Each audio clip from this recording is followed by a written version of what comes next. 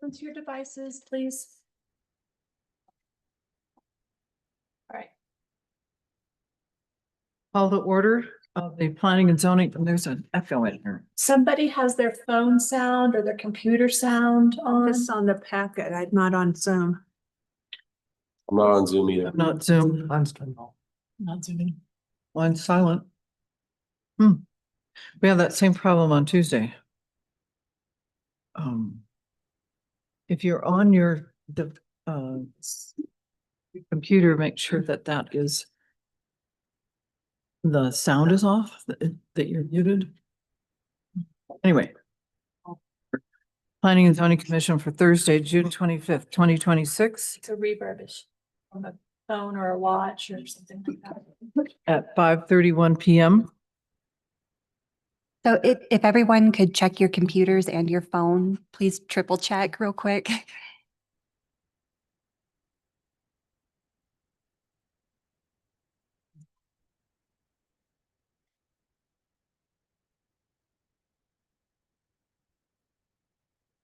Okay, we still have it. In the meantime, well, somebody's figuring that out. Roll call. Start. Peter's here. You were hiding Sheriff entirely. Sheriff's Sheriff. here. Charles is here. Angela Dye. Kathy Green. Todd Brown. Lee Shea Benton. And staff, we have Ally Slayton, legal, Kristen Collier, and David Hunter. And Piper at the clerk's office, who is our recorder. And if, Marna. yeah, Mario. Maria. sorry, Mr. Silverman was covering her up. I'm only trying to hear and I'm listening to lots of reverberation. Yes, we've been talking about it. We don't know why. So hang on a second. Maria, our council liaison, and we have consultants in the room. Is that right? Yeah, hi. Introduce yourself for the record. Great. You're the intern, is that right? No. No, you're here for public comment? Just to observe? Very good. Yes, we know. Oh. Are you going to stay for the meeting? Yes. Very good. Okay. And we have people online? Piper, how many people online? I don't think Or- we need to know that. It doesn't, it's. It's just a lot? But there are Just people as a online. reminder. Yeah. Thank you. Okay, approval of minutes. P&Z meeting minutes dated May 28th, 2026. I move to approve the Planning and Zoning Commission meeting minutes of May 28th, 2026 as drafted. Second. Todd seconds. All right, any discussion? Kathy, how do you vote? Yes. Todd? Todd, yes. Yes, I don't know if I. Well, No, No, you're not voting. you're so- not. Okay. So Lishay and Sherab are our alternates, so Charles, yes. Peter, yes. Angela, yes. And I will approve the chair meeting minutes from the same day, 5/28/2026. All right, next. Hey, I don't hear it. Yes. Was No, we don't have- last turned the sound up on the TV, so I just muted it and that seemed to solve the issue. Good job. Way to Good be work. on it, Piper. Thank you. All right, staff announcements. Sure. Just really briefly, two announcements. First, I would like to ask whether and get a sense of the room, the Planning and Zoning Commission members might be willing to meet an additional time every other month, possibly on the second Thursdays at the same time we meet currently. Currently, we meet on the third Thursdays at 5:30. So possibly the second Thursdays at 5:30. Or at another time, I can send out a poll to see what works. But this would be specifically for the comprehensive plan. That's ramping back up right now with the planning team. And there is a lot of work to be done in phase 2, including a lot of community engagement and outreach.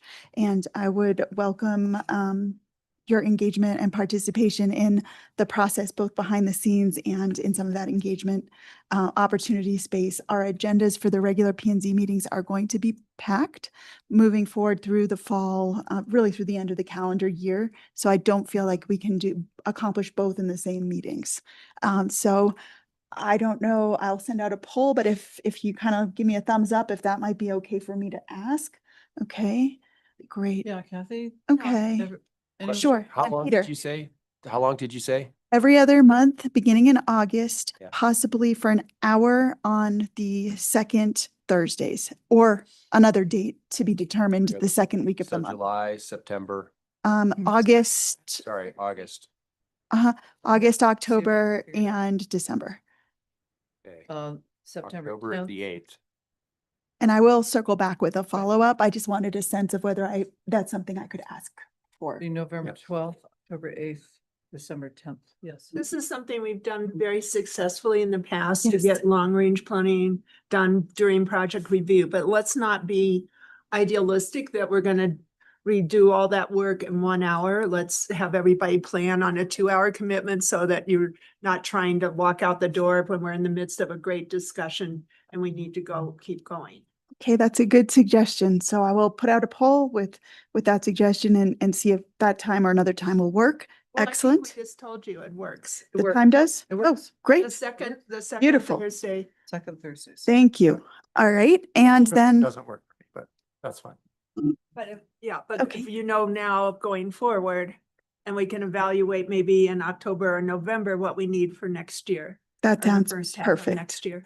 Thank you. Sounds good. And then the second item that I will mention now is staff will be planning an educational program for architects, contractors, builders, et cetera, in mid to late July. This will be focused on the Colorado Wildfire Resiliency Code, floodplain regulations, and potentially also recent design guideline updates in the last round of updates. Just basically a package of updates for those who are in the building community to make sure everyone is updated on all of the current updates and new items moving forward. So I will let you know the potential date once it is arrived at. Yes. So I would also want to include arborists that are in town. I think. Yes. it's two or three. Terrific idea. And perhaps key landscape contractors Great. as well, Will do. irrigation contractors perhaps. I don't know if you can. We do. include- Excellent. I don't know that subs, other than that, but tight work. Landscape Perfect. designers, Perfect. landscape designers. Great. Okay. Thank you so much. Those are the updates for now and we Wait, can. what Okay. about the request to change the meeting for July? Yes. So Would David, we- For, no, it's for it was for August, sorry. It was for August. And so right now, David sent out a poll asking whether the P&Z might be available as a quorum for the 20th of August versus the 27th, where it's scheduled now. That would allow our chair and vice chair to participate. It was at the request of our chair. Some of you have responded. Some of you will see that, I'm sure, after the meeting. And please get back to David and he'll send out a confirmation as soon as he hears back from everyone. Is that it? Yes. Okay, I want to also say that we have more staff in the room. We have Lance McDonald, James Van Hoosier, and Mike Owen, planning and housing. Great. Are there any public here for comment on non-agenda items? Anyone online? You would please use the raise your hand function and Piper can unmute you. There are no raised hands. No raised hands. Okay, very good. We'll move on then. 2, public hearing items. This has been asked to be continued without discussion, but the project title is 238 North Pine Street, minor subdivision. Summary, consideration by the Planning and Zoning Commission of a minor subdivision pursuant to the Land Use Code Section 6-403B to subdivide a parcel of land of 7,500 square feet or less to create 2 lots. Legal description is Lot 18, Block 28, Telluride. The address, 238 North Pine Street, Zone District Historic Residential. owner, 238 North Pine Street LLC, Colorado Limited Liability Company, applicant Alpine Planning, Christopher Hawkins, staff member Kristen Collier, Historic Preservation Planning Director. I will entertain a motion to continue this without discussion to July 23rd. Kathy, I move to continue the hearing for 238 North Pine Street minor subdivision to our July 23rd, 2026 meeting. second? Anyone? Second. Charles? Any discussion? All right, Kathy? Yes. Charles? Yes. Peter, yes. Angela, yes? Todd, yes. Okay. That's done. Moving on. We have a work session. I think we have at least one recusal from that. Mhm. So I'll read the title and then if you can identify yourself for reason after that. Project title is Shandoka Lot Redevelopment Project Work Session. Summary, consideration of an application for a work session on proposed new construction on town property pursuant to LUC 5-201.c was continued from the May 28th and June 25th meeting. Thank you for your patience, by the way. Legal description, Lot L, Backman Village, Accord to Plat Book 1, page 328, and replat 130 of 96, Book 1, page 1991 of lots J and L. Dedication, Book 483, P733, continued, I guess. Is that right, Ally? 4.07 acres. The address is 860 Black Bear Road, known as the Shandoka Lot. Zone District Accommodations 2. Owners and applicant are the town of Telluride. The applicant is Design Workshop. And the staff member for this is Kristen Clothier, Historic Preservation and Planning Director. So recusals? Yes. Sheriff Kloppenberg recused for proximity. Great. Okay. We'll see you online for the last item. Is that right? Yes. Okay, very good. Thank you. We'll wait until Sheriff's gone.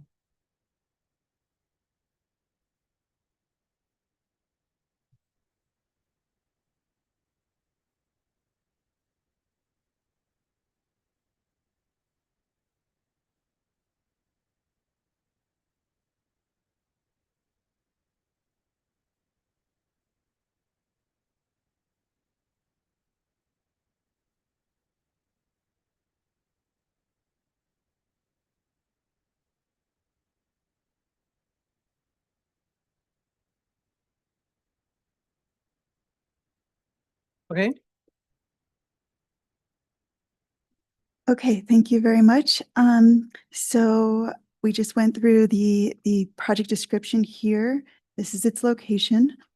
I am going to provide the Planning and Zoning Commission with an overview of the criteria for evaluation of a planned unit development, give you some background on the project, some of which I am providing additionally to benefit the public and make sure everyone has a foundation for this work session as we move forward in the conversation.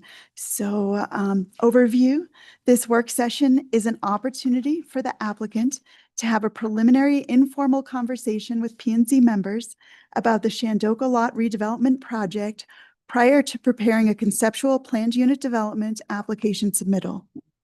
P&Z should focus their discussion feedback on the areas within which P&Z has decision-making purview, inclusive of the specific variations to dimensional limitations and the public benefits proposed by the applicant for this PUD.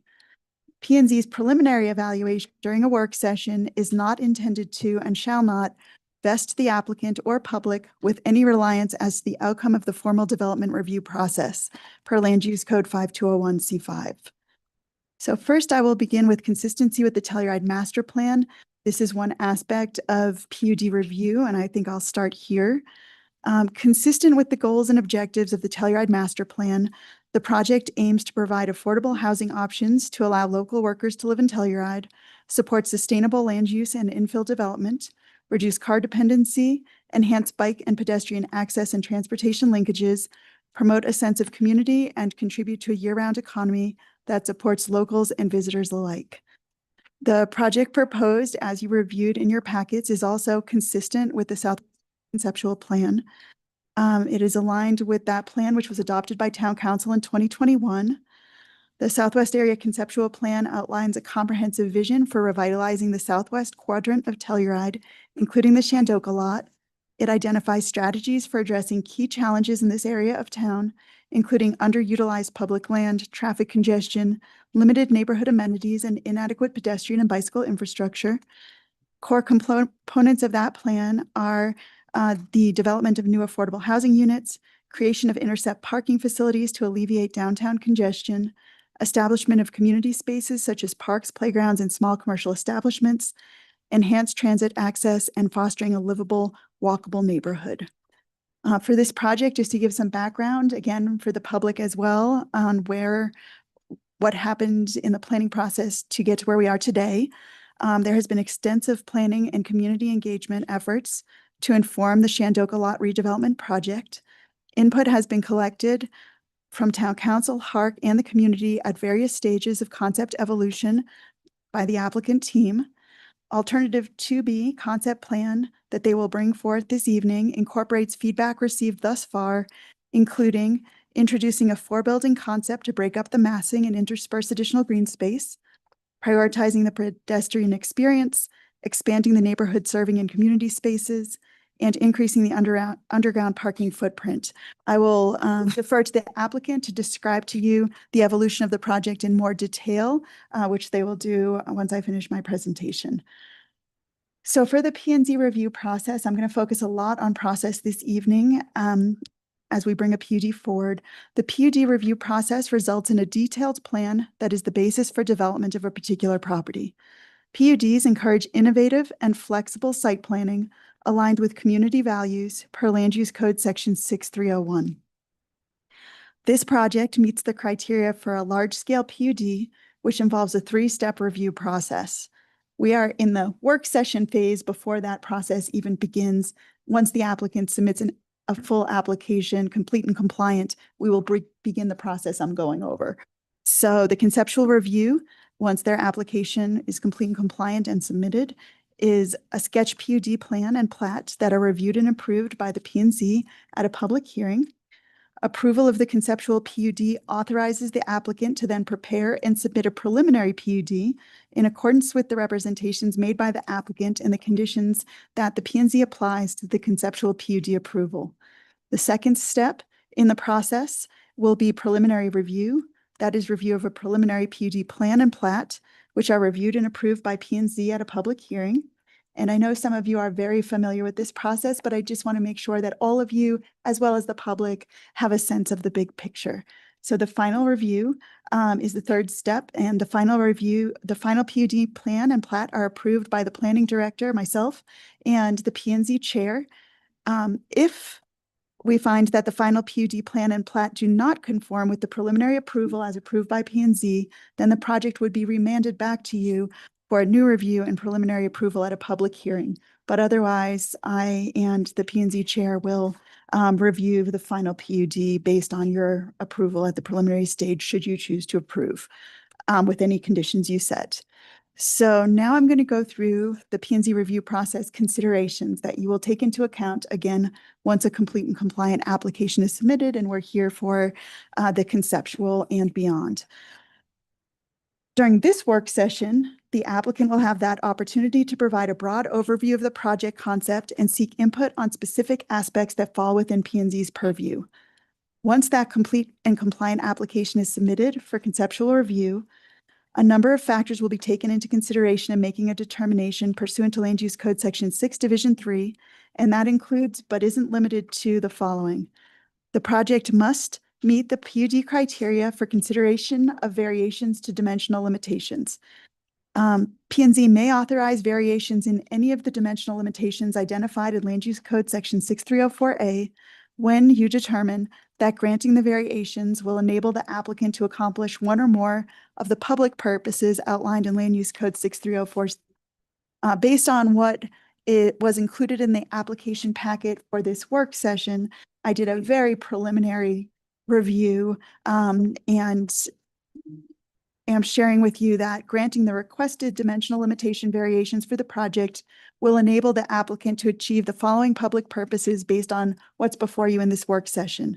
PUD Review Standard C3 is provision of land for affordable housing purposes, provision of affordable housing consistent with the Telluride Affordable Housing Guidelines, or contribution of funds for affordable housing, any of which shall be beyond the mitigation requirements. This project, at this point of what is in your packet, meets that criteria.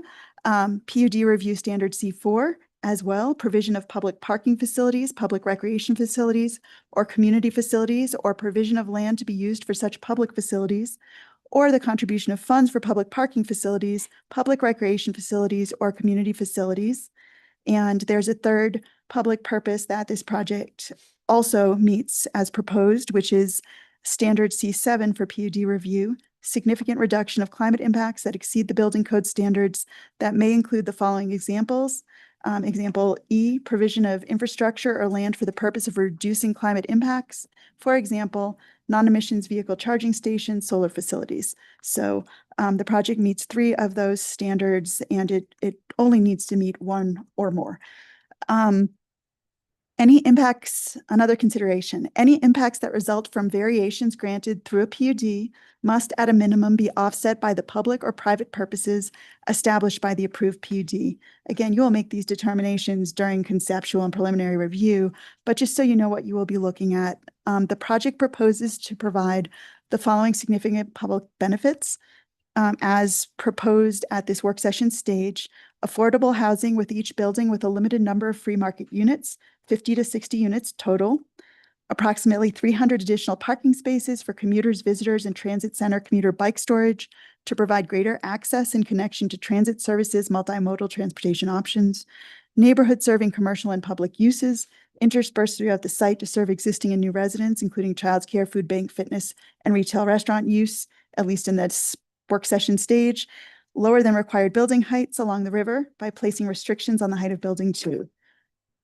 Additional considerations that P&Z will consider when granting a variation to the requirements of the underlying zone district, P&Z must find that the PUD meets applicable PUD review standards of Land Use Code Section 6313 and all other applicable land use requirements. Staff, when we come into that preliminary review, will provide you with a very thorough analysis of all of these.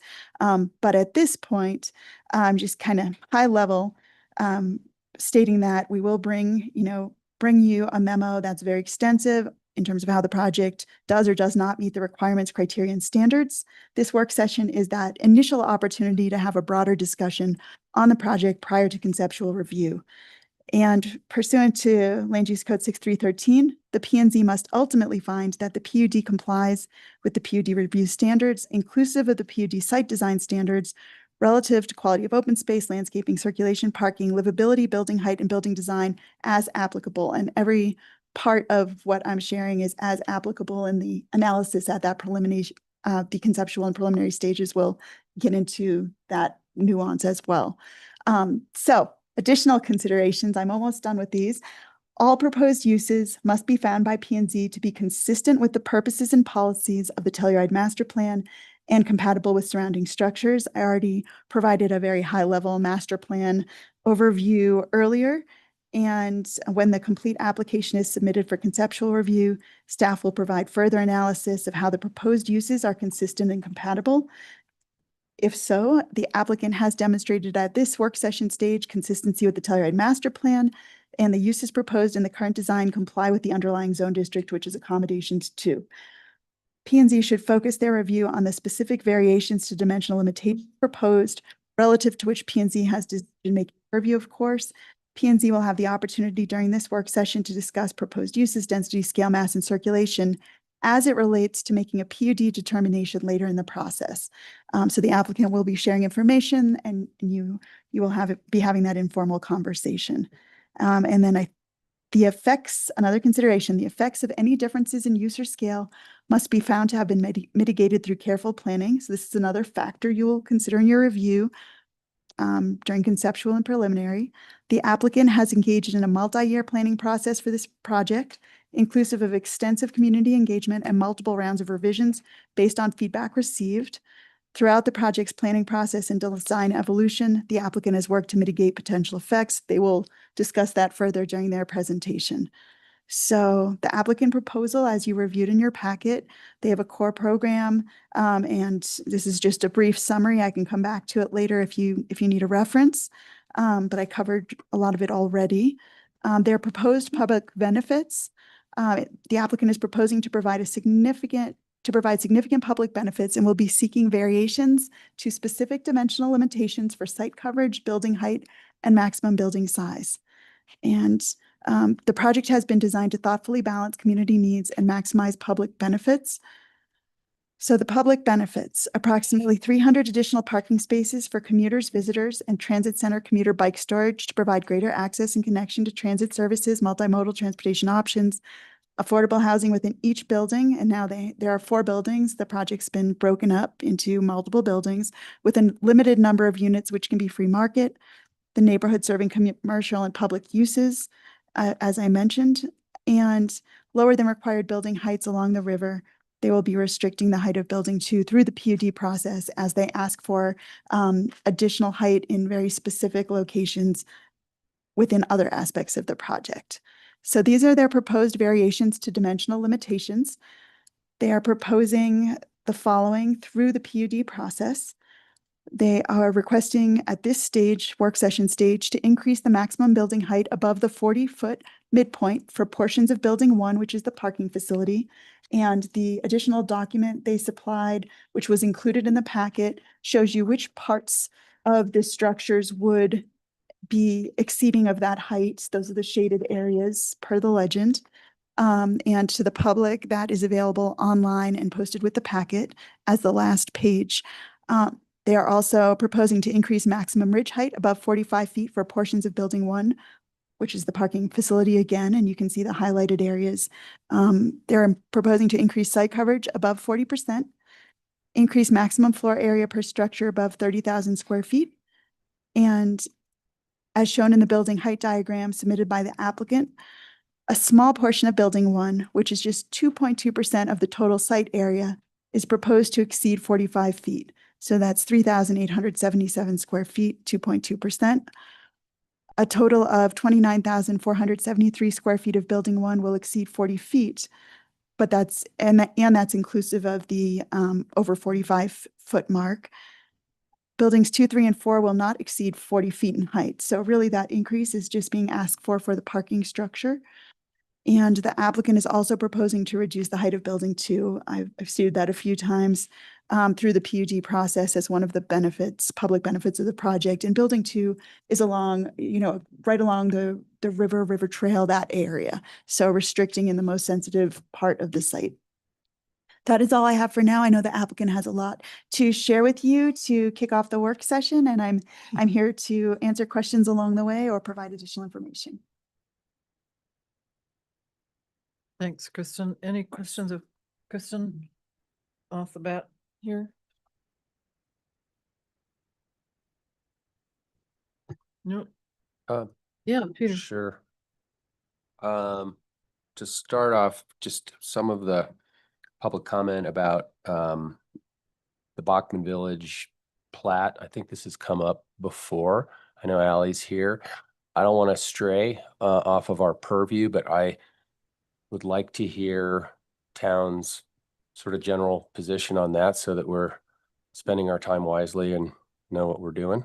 And I believe Kevin Geiger should be on, and I know he was preparing to address this at another work session we had at the last meeting, and the applicant can also speak to this issue as well. Is Kevin on? Thank you. We can see. Kevin, we can see you. Hi, this is Kevin. Would you like me to respond? Please. Just Okay, give us an overview it's come up before, so we're on good footing. We'd appreciate Okay. it. yeah, and I think I need to make sure I'm understanding the argument completely, but what I believe the argument is that a replat involving Bachman Village requires the consent of all current owners within the subdivision. And let me explain. And I think the words were, if you are attempting to go through this, it is going to be legally futile. And I want to respond and explain why that's not the case. So I know you have experience planning and zoning commission with replats and also replats involving subdivisions. And I'll mention, if you think about it, almost every part of the town of Telluride has already been involved in some sort of a subdivision or an initial addition to the town of Telluride. And you've never seen a requirement when a replat comes back in to planning and zoning for a replat of an existing subdivision that requires the consent of other owners in that subdivision. And I want to make the distinction, this is not a planned unit development. The application, I understand, is, but the existing legal framework for this area, all of Bachman Village, it was not created in 1979 as a PUD. There's been some misinformation on that. I saw some things online that were claiming that the new Supreme Court case that just came down in the last 2 weeks was applicable here. This is not, never has been a PUD. This is just a subdivision. Now, again, I understand the applications for a PUD, but that's separate and apart from the subdivision and the replat issues that I think were applicable. And I think those were applicable in the context of Carhenge.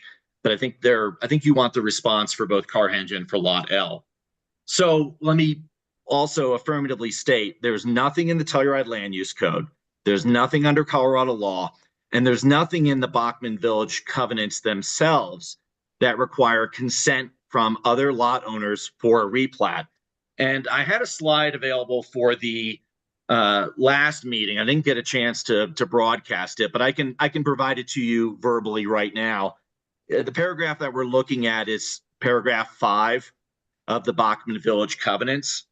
And that language says, no lot contained within this plat shall be further subdivided nor replatted, except in accordance with all applicable laws. All applicable laws is what you do at planning and zoning when you have a replat or a re-subdivision of a piece of property. That's the applicable law, or in accordance with the applicable law. And again, there's nothing in the Bachman Village covenants that in any way relate to consent from property owners under that section 5, that paragraph 5 that I just read for you. And I already mentioned that this is not a PUD. The application is for a PUD, but Bachman Village itself was not created as a PUD when it was approved in the late 1970s. So I think I would just conclude by remarking that there is no legal requirement under Colorado law, the Land Use Code, nor the Bachman Village covenants that requires the consent of other entities or owners in Bachman Village for a replat. I know you're not looking at a replat tonight. You're talking about a work session for a PUD, but this issue has come up before, and I wanted to provide that response. I do have some other comments, but I don't think I'll go into them. If it does come up about the applicability of other provisions of the Bachman Village covenants, I'm also happy to respond to those, but I think I'll leave it at this for right now. Thank you, Kevin. Is that a sufficient explanation? Peter, to your comment? I think so. I was challenged by what I was seeing mentioned and not being an attorney, and Right. so Thanks for asking that question. yep. My only other question, just back to staff about some comments from neighbors about the massing and the scale, and it's described as 4 buildings and breaking up the massing. Do you have concerns at all about the massing? At this stage of Yeah. a work session, it's even before the conceptual application comes in. So this is that opportunity for the applicant to share high level and ask for your high level input. Staff absolutely will be reviewing the project both as it comes through HARC, specific to the design guidelines, because there's that concurrent process. And as it comes through P&Z for the criteria specific to PUD review that you will be reviewing once an application is submitted. And I'll leave it at that, but we absolutely, that will be reviewed in part of our discussion moving forward. Good, okay. Who do we address questions about the original program that's been given for the basic project? The original programs in terms of the How applicant. much space allocated for the various different uses that are proposed? Is that? That would be, applicant? I would suggest the applicant give their presentation because they may answer some of Okay. your questions as they do. And then between us, we can address, but that sort of question is more for the applicant's purview. Okay. Any other yes? I just have one, only because it wasn't provided, but the last meeting, it was a big concern that we didn't have updated traffic or flood zone analysis. Do we have that yet? What I actually, the applicant might be able to Okay. speak to that when they Okay. present. Why don't we go? And I can Good, circle yeah. back if not. I just wanted to see if it was missing. Allison? Yes, Okay, thank you. go ahead. Okay, well, lovely to see you all again. Thank you for allowing us to join you. My name's Allison Cody. I am here with Design Workshop. We are the applicant on behalf of the town. Online, we have Randy Rhodes and Laura Doherty, who will also be presenting. They're with our Cushing Terrell team, who've been the architects on this project. Seems to be a little bit of a delay, so. There we go. So what we're going to share with you tonight really represents many years of a continued evolution of this concept for the Shandoka lot. We're going to share with you a little bit of that history, and really all of those relate to these vision ideas that you see above. With every iteration, we continue to ensure that this project is about improving transportation connections and parking. It's about providing affordable housing within the community, thinking about community uses that support a neighborhood feel, such as commercial, retail, and daycare.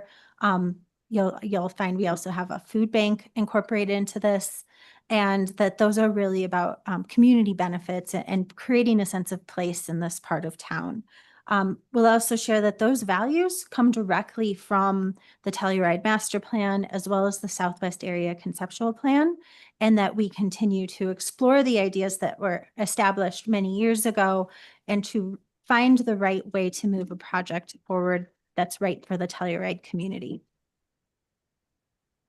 So the existing project site is currently a paved parking lot. It's used by Shandoka residents, as well as surrounding private use and skier parking in the winter. The photo here indicates that the conditions of the road and parking area are a little bit deteriorated. The surrounding neighborhood is primarily residential and lodging, with a limited commercial built throughout the 1970s all the way through the 90s. There is a transit stop in the southwest corner of the site that for the Galloping Goose.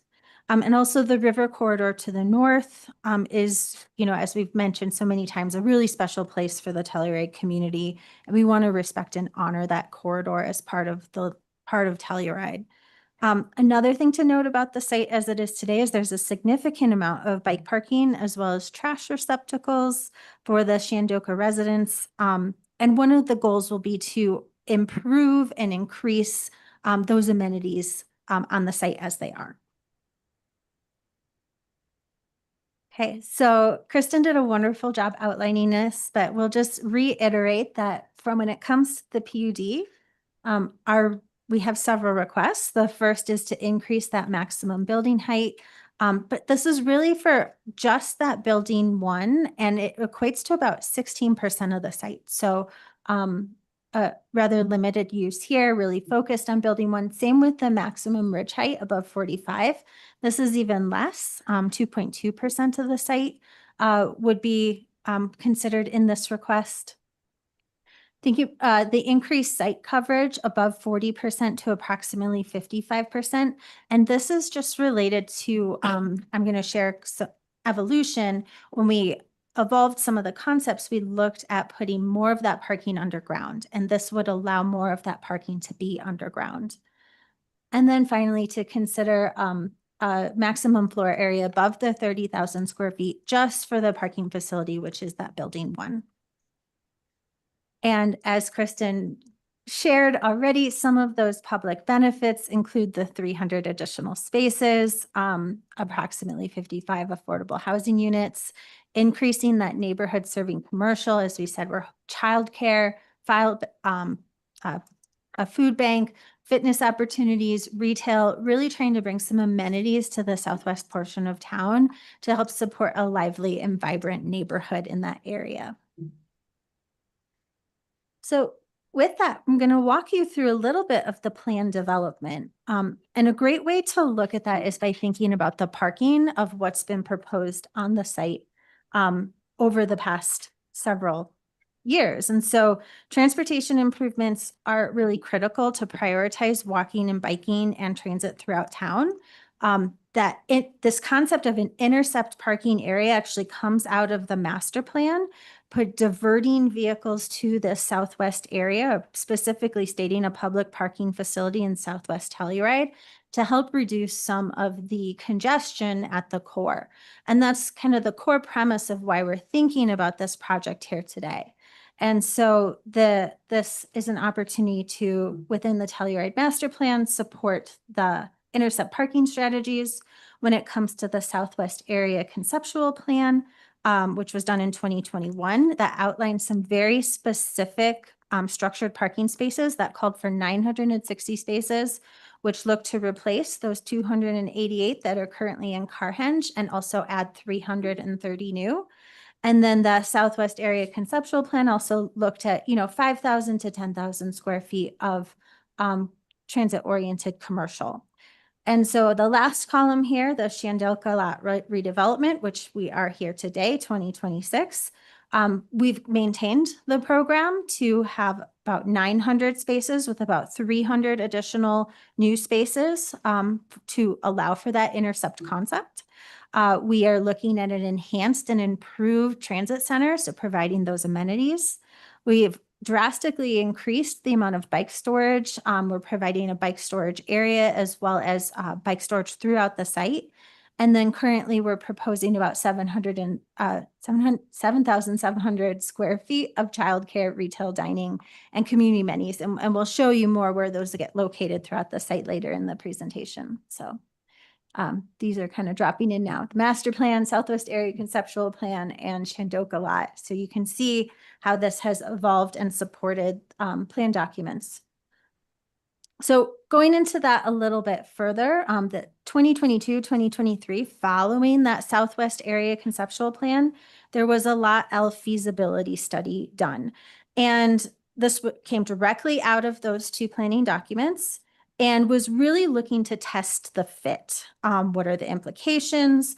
Is it constructible? Is it cost effective to do so? And the outcome of this feasibility study was, yeah, this would generally work. This also introduced a new concept of having a park area to the west. So this was really a testing. Does this idea hold water? Can we do this moving forward? And the general consensus was yes, continue to explore this. And so in the summer of 2025, the town came back to the project with that next iteration. It allowed for more detail and realistic assessment of really thinking about the site and what those site constraints might be. So these concepts look to bring in more housing, really wrapping the structure. And this was focusing a transit center over on Mahoney Drive with garage access at both Black Bear and Mahoney. And these ideas were shared with the community, with town council, with HARC. And the general feedback was it felt a little large. Is there an opportunity to break down the structure? So our team continued to explore what that looks like and looked to break down the building in the next iteration with this 3-building concept. And so this allowed for even more park space, both and roof structure, and looked at putting more of that parking underground. So you can see the top diagram here places more of the parking underground so that we can break up the mass of the structure, provide some commercial spaces to the west, as well as a significant park area, and still wrap on 3 sides the structure with a residential concept. And so generally, after sharing with council and HARC and the community, this was received as good direction. And what they said to us is go back to the community. And so enter this recent year, we brought this concept back to the community. We had some pop-up events around town back in March. And this was generally received as positive direction. Most people said, yeah, this is definitely improvement to what we've seen before. And the feedback that we got was that they really liked the affordable housing, felt the breakdown of the building mass was positive. They'd like to continue to see more community amenities, that was really a positive aspect of this project. And those connections are really important. And so this informed what we are going to share with you today, which is alternative 2B. And that alternative 2B further breaks down the buildings into 4. We now have 4 separate buildings. We've pulled building 2, which we've talked about, off of the structure adjacent to the river and reduce the mass of that to try and make it seem that it's kind of fitting within the neighborhood context. And so this slide here compares the plan evolutions over the past several years. And I think you can really visibly see between each one how the site plan continues to break down the mass. And while the plan has evolved, the core elements have been maintained. Parking has maintained that 900 spaces. We continue to increase bike parking. We continue to increase and provide affordable housing and park spaces. So with every iteration, we've been able to, I think, greatly improve the site plan as well as maintain the core premise of what we set out to do. So I'll walk you through this alternative 2B in a little bit more detail here. So we have this buried parking structure, which is wrapped in with housing. So underneath a lot of the green is actually an underground parking footprint. And then the above grade parking footprint is building 1 that you see in the middle. We have affordable housing with a limited amount of free market here on the site. And then really thinking about that transit center on Mahoney Drive. So providing immediate transit access, immediately entering the site into the parking garage at the very north. So we're limiting traffic flows through the site and kind of directing them towards parking so that then people can walk and move. Really thinking about those community serving uses as a way to activate the entire area.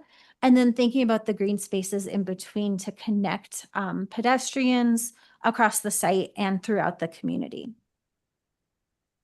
So breaking down the site plan in a little more detail, we have the front corner here, right as you come into the site, is your restaurant and retail. So that has your highest retail visibility, which also equates to the highest retail viability. Internal to the site, so as the best access to existing residents, is the daycare and food bank building, which is also located adjacent to the secondary drop-off to try and promote this as really a kind of a community space and increasing access. Fitness was an element that people wanted to see based on community feedback. And so we have an opportunity for both fitness in an indoor space, like a yoga studio, as well as fitness elements integrated into the park, such as, a place to do sit-ups or like those sort of kind of integrated fitness activities.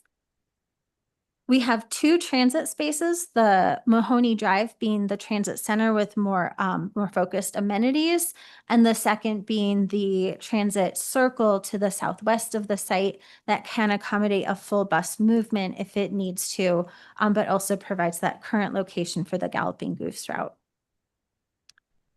We have bike parking here throughout the site. We have a significant kind of bike barn, so to speak, within the transit area, but there's also bike parking along the street corridors, within the green spaces, and to the north of the parking garage. So ample opportunities to park your bike in addition to longer term storage incorporated into the structure. A lot of different opportunities for housing. We've, as I mentioned, wrapped the east and west sides of the structure with affordable housing. We have pulled off building 2 to be freestanding housing and then incorporated a bit of an alley element in the spaces in between. There's also housing on top of the childcare and food bank and in the building just north of that. So a lot of different housing, and really, I think the thing that we really want to highlight is the spaces in between the housing are not just left over, they're really programmed and thoughtful expressions of connectivity within the neighborhood, connectivity within the town, and also providing amenities for residents to use and gather and meet, so that this can really be a wonderful place to live and play.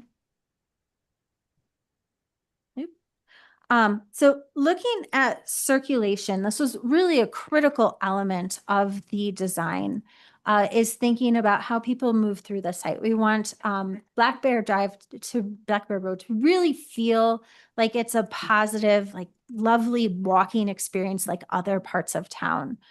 Similarly, we put a lot of thought into how do the buses and transit circulate so that they're out of the way of residents. Where can people meet and gather and feel safe and comfortable walking throughout the community? And so we're really excited that this is an opportunity to improve site connectivity. We are thinking about those user experiences, so visitors coming and easily accessing the garage, being able to choose from 2 separate bus stops for how they might get to town, or they could walk up and walk on the widened sidewalk along Mahoney Drive, which is such a lovely new addition to town. We've been thinking about delivery access, as well as kind of how the existing residents and skiers in the winter can still access the area through existing public access like they do now. So overall, just really trying to create with this site plan a wonderful neighborhood and create that sense of place through these different amenities, through food, through access, places to gather, dining spaces, and thinking about overall walkability so that residents really enjoy this as part of where they call home. Just some site imagery of what that wants to look like, really thinking about how do we respond to create places that bring people together, use materials that are reflective of the Telluride community, and really set a backdrop to the wonderful mountain aesthetic that is here. And then thinking about that pedestrian experience, what are some amenities that can get incorporated, whether it's through paving to define gathering spaces, thinking about human scale and human comfort through the use of trees and landscape, so that people can really just enjoy moving and living in these spaces. With that, I'll pass it over to Christine Terrell, who will walk a little bit more through the architectural character for the site. Awesome. Thanks, Allison. Hi, everybody. Randy Rhodes here, and Laura's along, and we'll both be commenting.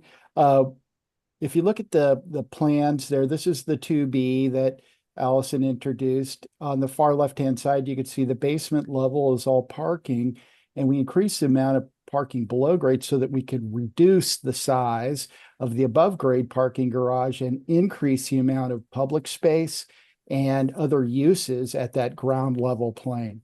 So the different colors that you see with the purple and blue uses there, the transit center and bike storage, and then you could see the light blue color, which is more of a mixed use, and then the yellow is the residential. So all these varying uses wrap around and create lots of different opportunities for folks to live there, for them to use, and for them to flow through the site. And then on the upper levels, you could see how the residential stacks up. We could go to the next section, the next slide. It'll show a section.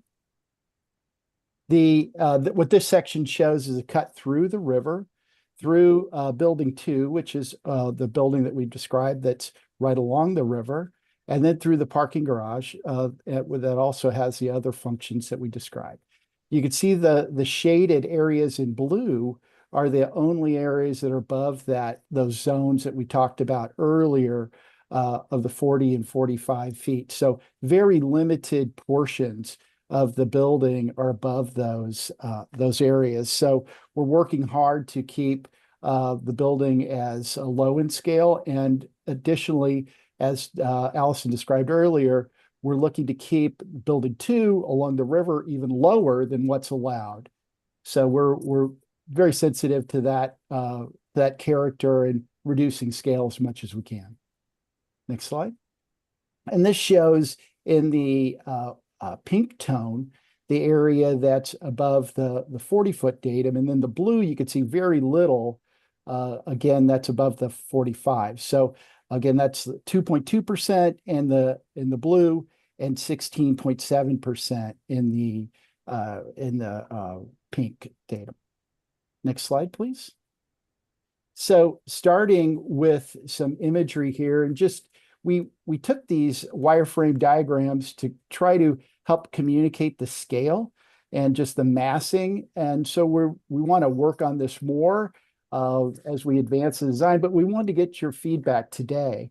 And just note that the layered impact of these separated river building and that helps screen the parking garage beyond. So this is a view as you're coming across the bridge, and you could the first impact here that you'd have is the connection to this food and beverage opportunity and other fitness and other elements that would greet you as you come across. So the entrance into the parking garage actually happens right beyond this, and you could see the visitor and the transit area beyond with the colonnade. So all that scale works on purpose to really create a pedestrian scale along Mahoney. Next slide, please. So we've thought a lot about just how to create a great neighborhood, how to create places that are great to live, but also screen that parking garage as much as possible with all these effective and useful neighborhood community resources. So again, the building 2, we're holding that lower than what's the maximum allowed. But we see that as a great way to really bring this whole neighborhood into connection with this place and make it feel right, make it feel like a good neighbor. Next slide. This is a view directly at Mahoney looking at the transit center. You see with the colonnade, and to the right, you see the entrance into the parking garage. And at the ground level plane, there's easy access for transit users, for folks on bikes that park their bikes to get to the transit, to get in and out of the parking structure, and also a beautiful walk along Mahoney, very pedestrian friendly with the residential right above that. So all this works together again to create this pedestrian scale along the street. Next slide, thank you. And then this looks north. You could see that along Mahoney, got opportunity for landscaping and pedestrian walkways that connect down to Black Bear. Black Bear is greatly enhanced, becomes a street that's very similar to the streets in town. Sidewalk, street trees, separation from the traffic, widened sidewalks that'll make that circulation through this part of the site very easy and beautiful. The trash and the bike parking that's necessary and exists right now for the Shandoka will be incorporated into and easily accessed along Black Bear.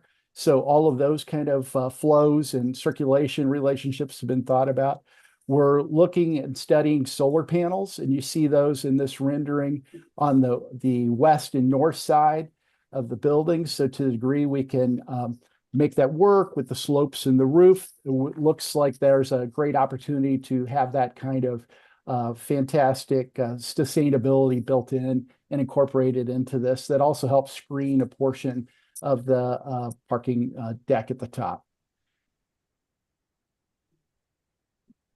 And this view is of the daycare and the food bank drop-off.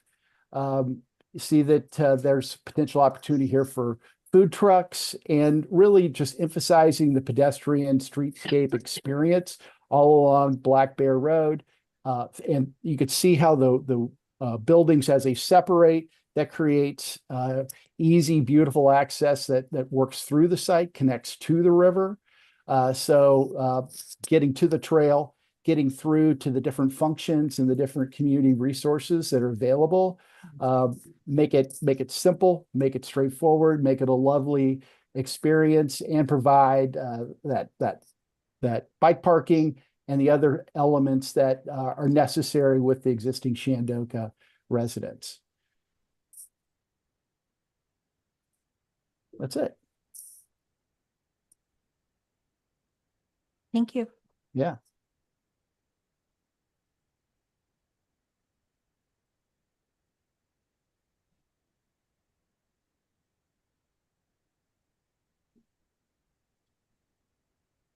Yeah. Your Thank presentation? you so much. Okay, That's good. it. We welcome any conversation and Yes. feedback. So, I have a whole list, of things, and I think everybody else might as well. So I'm not sure where to start. You want to start, Peter, or, Go ahead. okay, You got a list. yeah. Let's start with parking. Seems to be on everybody's mind, and that's what's creating the need for a large building. That is, the request is a height change as part of the PUD requests that you've made. And I just want to review, we've got 288 at Carhenge that we're looking to replace because that's a project. We've got how many here in Shantoga? I'd have to look up the exact number. You've got that on a slide. Shandoga has 300. Is it 300? No. Existing or 320, 320, Existing. What's that? 320. This Three one's a- twenty existing. Okay, so that gives us 320. what, It's close to 608 Oh, to six. something, About 600. right? How did you get to another 300? That was Well, in the Southwest area conceptual round numbers, plan. not quite, but what, I'm just asking, where did that number come from? That was the additional number, and it was recommended by the, as the intercept strategy within the Southwest area conceptual plan. Okay, so that's not been revisited since? No, that's been the program that we have continued to work towards. Within that number, this application, these structures require some parking within that 300, correct? Correct. Okay. So there's some retail, the fitness thing, And residential. Care. Parking. and the residential pieces, right? Mhm. Yes. Is that part of that 300? Yes. Mhm. Okay, so there's no parking underneath any of the other buildings. It's all accommodated under this structure. The structure does take up, the structure is underneath Yes, all right, of the buildings. Right, It- we're it- familiar with that kind of situation where the AHA building is Silverjack building under the streets and whatever.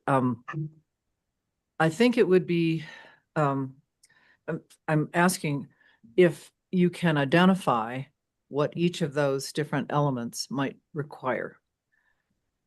We There are a can- lot of questions that have been asked about how did you get to 900, which is a huge number. Mhm. So my question is, if you can actually identify bits and pieces of that gets to that 900, as it's not explained anywhere in what you've done. Yeah, So the- not tonight, but I think in the future. Let's stay on parking. Anybody else have more questions about parking? You go Peter ahead. No, you or go, Charles, Charles. go ahead. I just wanted to clarify on the parking, just mainly about traffic. So between the two projects, Shandoka and Carhenge, about 600 spaces now, and the new projects closer to 1,200 parking spaces. So that 900 here and 250 or so at Car Hinge, right? I mean, about. So I just want to clarify, make sure I'm doing my math right, that the increased traffic or parking for that area is closer to 600 additional cars coming into park, not the 300 commuters that we're stating, right? Okay.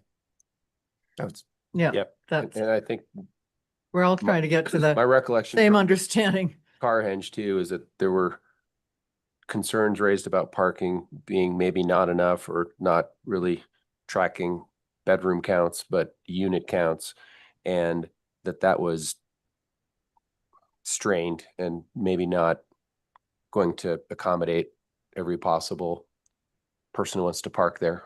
So I understand the want to try I have to, a question of the applicant. no, sorry. That's the stage that we're at.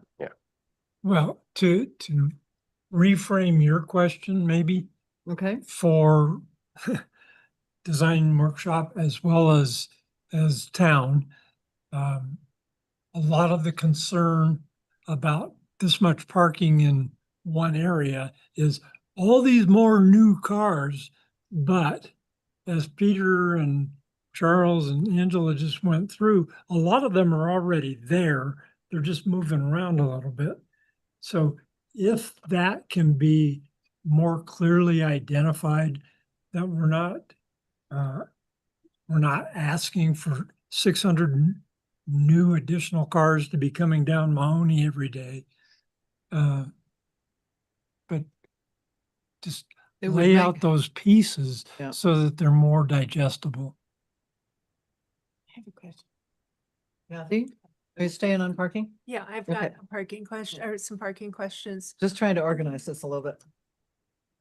I'm wondering what height vehicles can go in this parking structure. And my reason I'm wondering is a lot of people currently live in Shandoka, work in the world of construction, and they might have ladders on the roof of their pickup truck. And I don't think that would go in the Silverjack building right now. And I'm also worried about the length of the if you have a full-size pickup truck, a crew cab, an 8-foot bed, and then you put those bike racks on the back, that's a problem in Silverjack. It's a problem And- everywhere. And if you have, but this is the kind of vehicles we have down there, and I want to make sure that the Sprinter van and all of the clones like it will also fit, because I spend a lot of time in the Silverjack building and I've seen a few disasters. And people with boxes on top. Yeah, so I want to know that it will accommodate I want to make sure it will accommodate the workers' vehicles. And they need to bring their vehicles. A lot of them are kind of self-employed workers in our region. There's no place for them to leave their vehicle and walk home. And some of them are coming home from construction and quickly changing their clothes to go to a nighttime server restaurant job. So we want them to have a place to park. We've absolutely thought about that, and we can provide a diagram that helps illustrate the heights areas that those type of vehicles can fit. So those type of vehicles will be accommodated within the parking structure. It's a great point. We absolutely recognize that, and so we can definitively answer that in our next meeting with you all. Okay. And also that some little tiny car wouldn't go in the giant parking place and take it away from the vehicle that really needs it. Then I'm still in shock that we lost the electric car recharging stations at Silverjack, and they're yet to be replaced in our community. And I want to make sure that no unusual new law or whatever, fear justified or not, but from the fire department can take away the plug-in parking that I'm hoping you will be offering here. I want to make sure it's long lasting. It's not a one-year wonder. Yeah, I have a question. We're gonna stick with building one. That's the parking structure, right? Correct. with, Yeah. with the other associated uses. Tell me more about the use of the roof. Are you going to consider that an opportunity for other kinds of uses like park space, gardening space, visibility from the gondola, other Occupancy. yeah, Mhm. occupancy, alternative energies, Tent camp. and camping, right? They showed a Hey. diagram with solar panels. Yeah, temporary festival camping.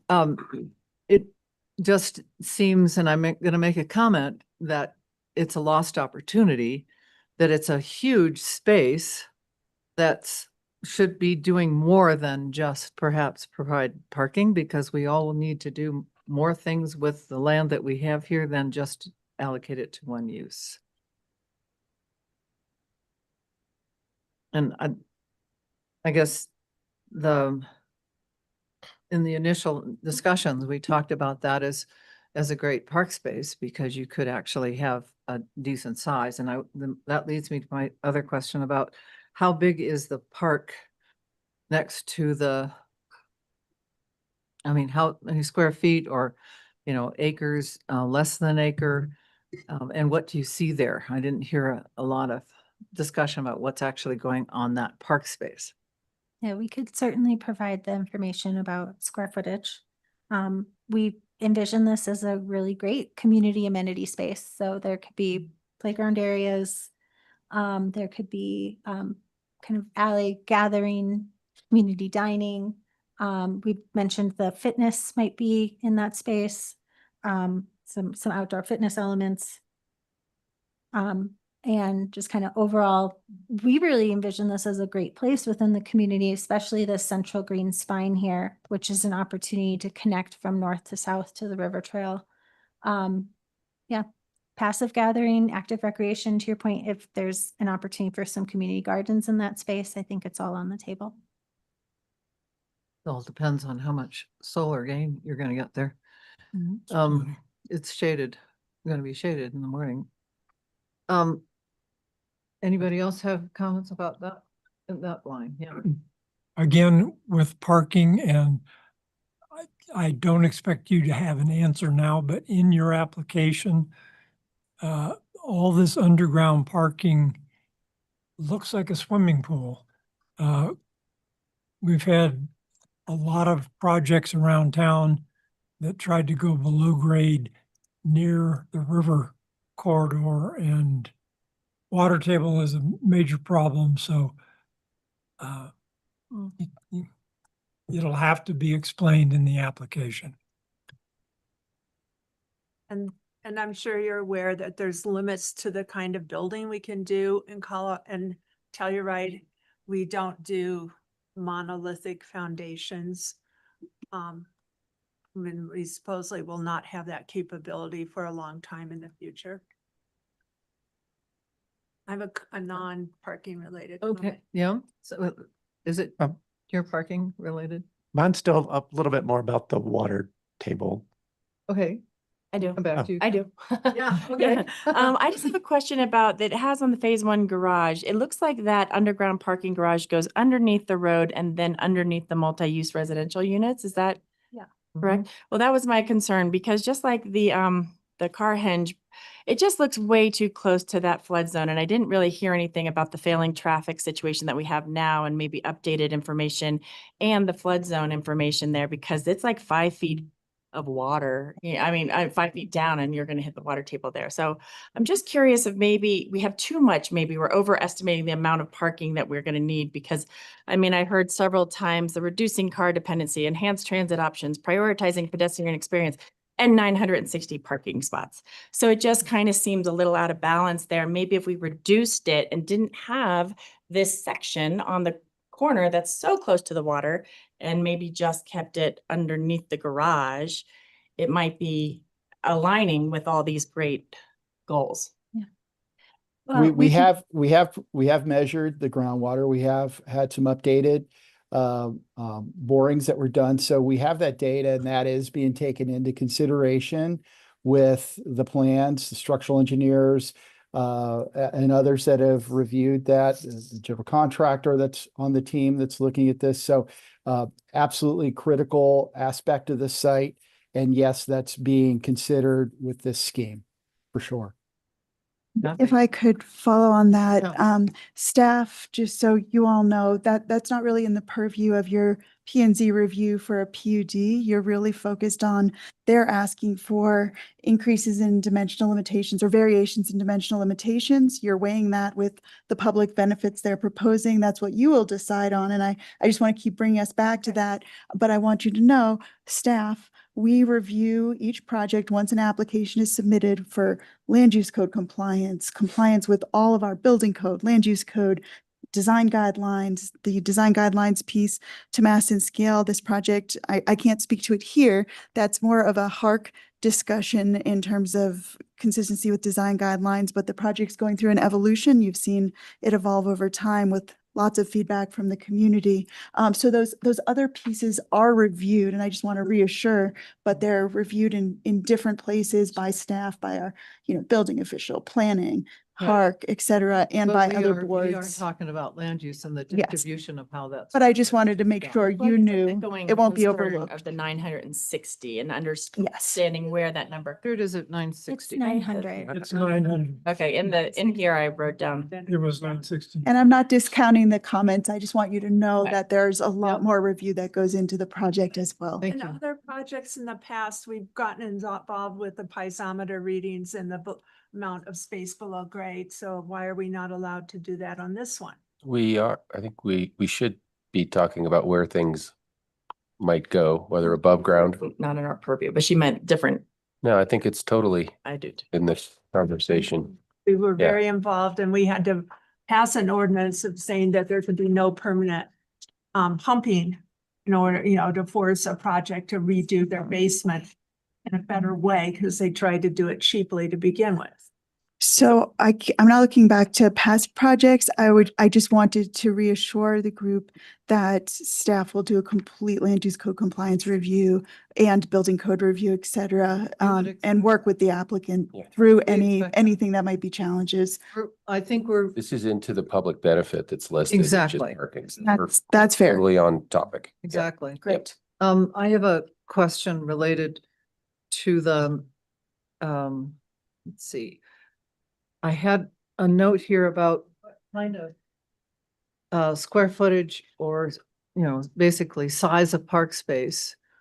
There's usually a ratio for the number of people in an area to how much park or open space is needed. And I think that calculation would be helpful. Because I don't think that little tiny park down there is enough for all these people. And I know we're next to the river trail and access to other open space, but they all have different qualities and they offer different things. So my other question is about the fitness center. What's an appropriate square footage? This is, a proposal we have been asking for a long time to have some kind of a fitness center. Some have suggested a recreation district, but everybody puts everything in the park and that's totally at the other end of town. So what consideration is made here about park space and incorporating that to a ratio of population? Because everybody wants to do a little bit different sports or outdoor access. Just to jump in with, just to give you some sense of the length of that central green park space that connects Black Bear to the river trail, and the river, that's bigger than a city block in length. So that The whole- 600 by 600, is that what you're talking about, city block? I'm talking about What the size of length. city block? I'm just talking about that space from Black Bear over to the river trail, that dimension of that space, that length, it's more than a standard Telluride city block in length. City blocks are 250 squared, I believe. 250, yeah. I believe, and I don't have a Historic. tool in front of me, but I believe it's about 60 feet wide by over 300 feet long. Yeah. And once again, please don't quote me on this, but approximately 20,000 square feet at one point was measured. So we think that it would provide ample green space. And as mentioned, this isn't leftover space. It's meant to be really well-programmed and thoughtful community space. So the programming is not just what the physical infrastructure has, but also is it going to be like a music space, a concert kind of situation? Are there going to be events there? That's what actually activates and gets people to rely on, going there and having that be their open space or their park. That hasn't been discussed, but we can certainly look into what specifically some of those programs might be. And Kathy? the thing we wanted to just make sure we're pointing out is that there is no public green space here at all right now. So what we're proposing is to create something that we think is useful, necessary, needed, desired, and it not only serves that green space function, but it's a connectivity opportunity, and it further helps activate and break down the scale of what we've received feedback that the scale is an issue. So we think all those things together help create something that's going to be very well used and highly appreciated in the neighborhood and throughout. Yeah, I agree. There's nothing better than, something other than the parking lot, but But from this picture, it looks like more than half of it is hardscape, The park or the parkway. Yeah. From to the right of the where the bus turnaround is now, up through, what is that, a B? that's the little park. Yeah. We can All the way up certainly to look into adding more green space. I think the idea is to balance kind of outdoor dining, some of those hardscape spaces with lawn areas for active Right. play. So we can certainly explore more green if that's direction that this group would like to give to our team. Charles? I'm just kind of along that. I would also just like to know existing, most of it's a parking lot right now, but comparing existing to proposed, what's the non-permeable versus permeable surface area as far as surface runoff that may end up in the river directly that, we don't want to destroy the Mhm. river. So Yeah. with extra runoff or anything, especially with 900 more cars dripping oil and Yeah. other fluids. We do have a civil engineer who will do a full grading and drainage study as a part of the next stages of the planning effort. And a pollution control plan. Could you And define that a little bit more? yeah, it's a way to capture all the oils and the gunk before it reaches either groundwater or I think that's probably a requirement. It is. These Yeah, days, you're I'm right. not sure whose requirement is out there, so yeah, I'm with Charles, and let's do an intercept for all of that. It is. Restaurant and stuff, everything. our expectation and plan is that there will be less runoff because it's going to be controlled and contained and filtered, and which isn't happening right now. It's a large parking lot. So the end result, just to answer the question about impacts on the river, we're extremely sensitive to that. This will be designed to comply with all the things we're talking about, the modern standards, and utilizing the best stormwater techniques that will help preserve and protect the river. This Kathy? is a little different. I appreciate that the daycare is a ways away from the river. We've flirted in the past with putting daycares right next to water hazards, and certainly during spring runoff, these rivers are not friendly, maybe not even now for a small child. But I wondered why you put the food bank next to the daycare, because there's people in our community that need to use the food bank that might have a prior criminal history that means they cannot go near a daycare. Why it we was lo- chosen to put there was because of the access from the drop off, so that it could be easily accessible. Both of those are people who might just be coming in for a short visit, a pickup, grab a bag. And so it had to do with circulation and ease of access. You might want to check the distance required. The same like would be the case for distance from other child facilities like elementary schools. But we could can- look at another location. We'll Yeah. study that. Yeah. Thank You you, might Kathy. have to radically move the food thing to a different part of the project. And just on the daycare, so the existing daycare building, is that still staying there? That's Or gonna be another one of my questions Okay. too. Are you replacing anything that At is Elaine- provided around? We're replacing Elaine's place. We can use the names. We should know the names. We are looking to provide additional childcare on the site. With the potential of 50 new units, okay? We know it is in high demand, and this is a great opportunity to provide that within this area.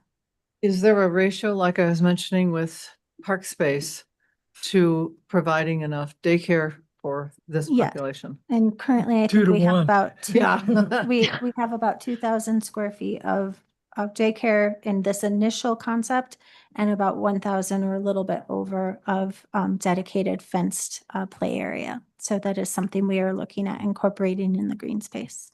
Yeah, the square footage you had allocated originally is less in this concept than in previous alternatives. On the other hand, bike parking is more.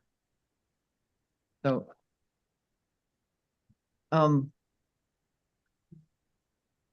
anyone else? More comments go ahead. Peter. A general comment. I'm looking at your or Pro- questions? Questions, oh, yeah, it's a comments? question. It'll be a question. On the section, page 24 in your drawings that shows the river trail and the detached scaled down bulk plane diagram as well. That building appears to be unbroken. I'm curious to know, or maybe when we see you guys next, if sun will get to the river trail. And just to understand if that all goes into the shade or to the north of that building. And I like the idea. I'm curious if been any discussion or what would be involved with trying to create some gaps in that to allow maybe more light to the river, if not the river trail.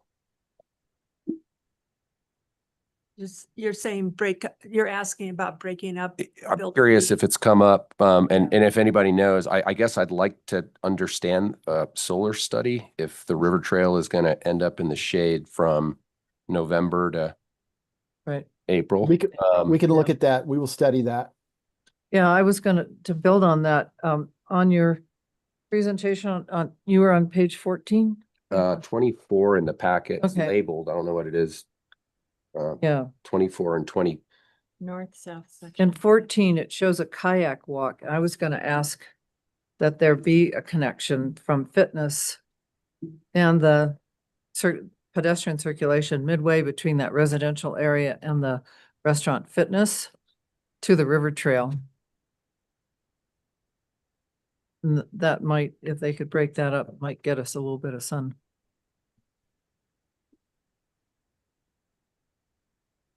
You have two connections already, but I think there needs to be another one. Yeah, we could look at that. Are you coordinating with Public Works on their new design for the bridge at Mahoney? Yes. The pedestrian access there? I haven't seen Yes. the plan, so I don't know what it looks like. I know they're redoing that intersection. Okay. Yes, Charles. Just the solar panels, are those considered or going to be considered part of the building? So are they above the height limit? on the diagram, our last diagram, it looks like, I'm not sure if that's just, are we saying that the building under the solar panels is below the 45 foot or whatever, or are we saying the solar panels would actually be below 45 foot? Well, the building slopes, that top level slopes, and so just so happens where we cut the section, we cut through the portions of the building, stair elements, elevator overrides, things like that that go above. So we can definitely study those relationships and be prepared to talk through that with detail related to the relationship of the solar panels and their height. And I want to reiterate that we, it doesn't have to be all solar panels, although it could actually be probably a power plant in and of itself based on the square footage in terms of generation, but there are a way to combine solar panels with other uses up there. And they could also act as shade, and therefore there wouldn't be the snow removal requirement on the roof if you had a cover of some sort. Anybody else? Kathy? Will you be able to provide us with the height elevations and the height elevations of some of the buildings nearby? I'm thinking of Etta Place and the Shandoka buildings on the hillside, because I think I'm trying Yes. to see that in your fly-through stuff, but I'm not really seeing, the measured height is this thing, but the actual height is this, I want to see that relationship better. We can do Than that. I can at the moment. That'd be Yes. helpful too, across the river to Entrada and in all four directions. The relationship to determine neighborhood compatibility in terms of what else is tall out there. Cimarron. I had a question about transit. Well, Todd has. Oh, Todd. Yeah, go ahead. Well, it's another general one, but I appreciate your wireframe drawings trying to show how things mass. Caution you about these trees. We are dealing right now with the new Colorado Wildfire Resiliency Code and how close different kinds of vegetation can be to buildings. So please don't show us with big trees right next to new buildings. And make sure you're getting the kinds of trees that are ignition resistant, not the blowtorch trees.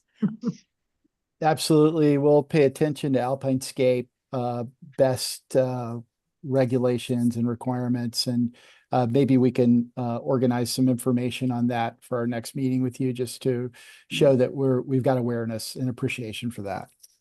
It's Thank you. sad that we're in this position because having trees next to buildings is usually a way to reduce the scale, the effect or the human scale relationship. And now we have to think about it differently. With regard to transit, are you coordinating it all with SMART? Would SMART have any Yes. kind of position here? Yes. Are they going to have an in-town pickup like they do over at the town park? I think there's discussion and thinking about that, and we're providing as much flexibility in the drop-off locations that we've got, so that as plans evolve, there's room and turning radiuses that work with a range of buses and other kinds of equipment. So yes, we've had conversations with them, and we'll continue to coordinate with them. So in the program comparison, you've reduced the amount of square footage for transit-oriented commercial uses by about 500 feet and square feet. So that's why what prompted my question is how is that going to be used? Because frankly, this is probably the only place we're going to get a lot of these things to happen in town. So the fitness center, the park space, the transit center, childcare, this is kind of it. So that's, I think, why you're getting so many varied questions about the distribution of uses, because we need space for all of this. It's not much other area to put it. Anybody else? I got Yeah, keep going. just, I mean, I'm assuming we'll have skiers parking here and they're gonna be trying to get to Chair 7 or wherever. And I'm just, the access way between, I guess, Double Diamond or Cimarron, I mean, I guess that's all. I just want to make sure that that's easily open and it is a public Access corridor. Right away. public right of way and it's not a private right of way that they're gonna not be able to, you know, that those owners and those projects are gonna be like, we don't want 300 skiers walking through our. Well, if they Kind come of buy something, they might, right? Yeah.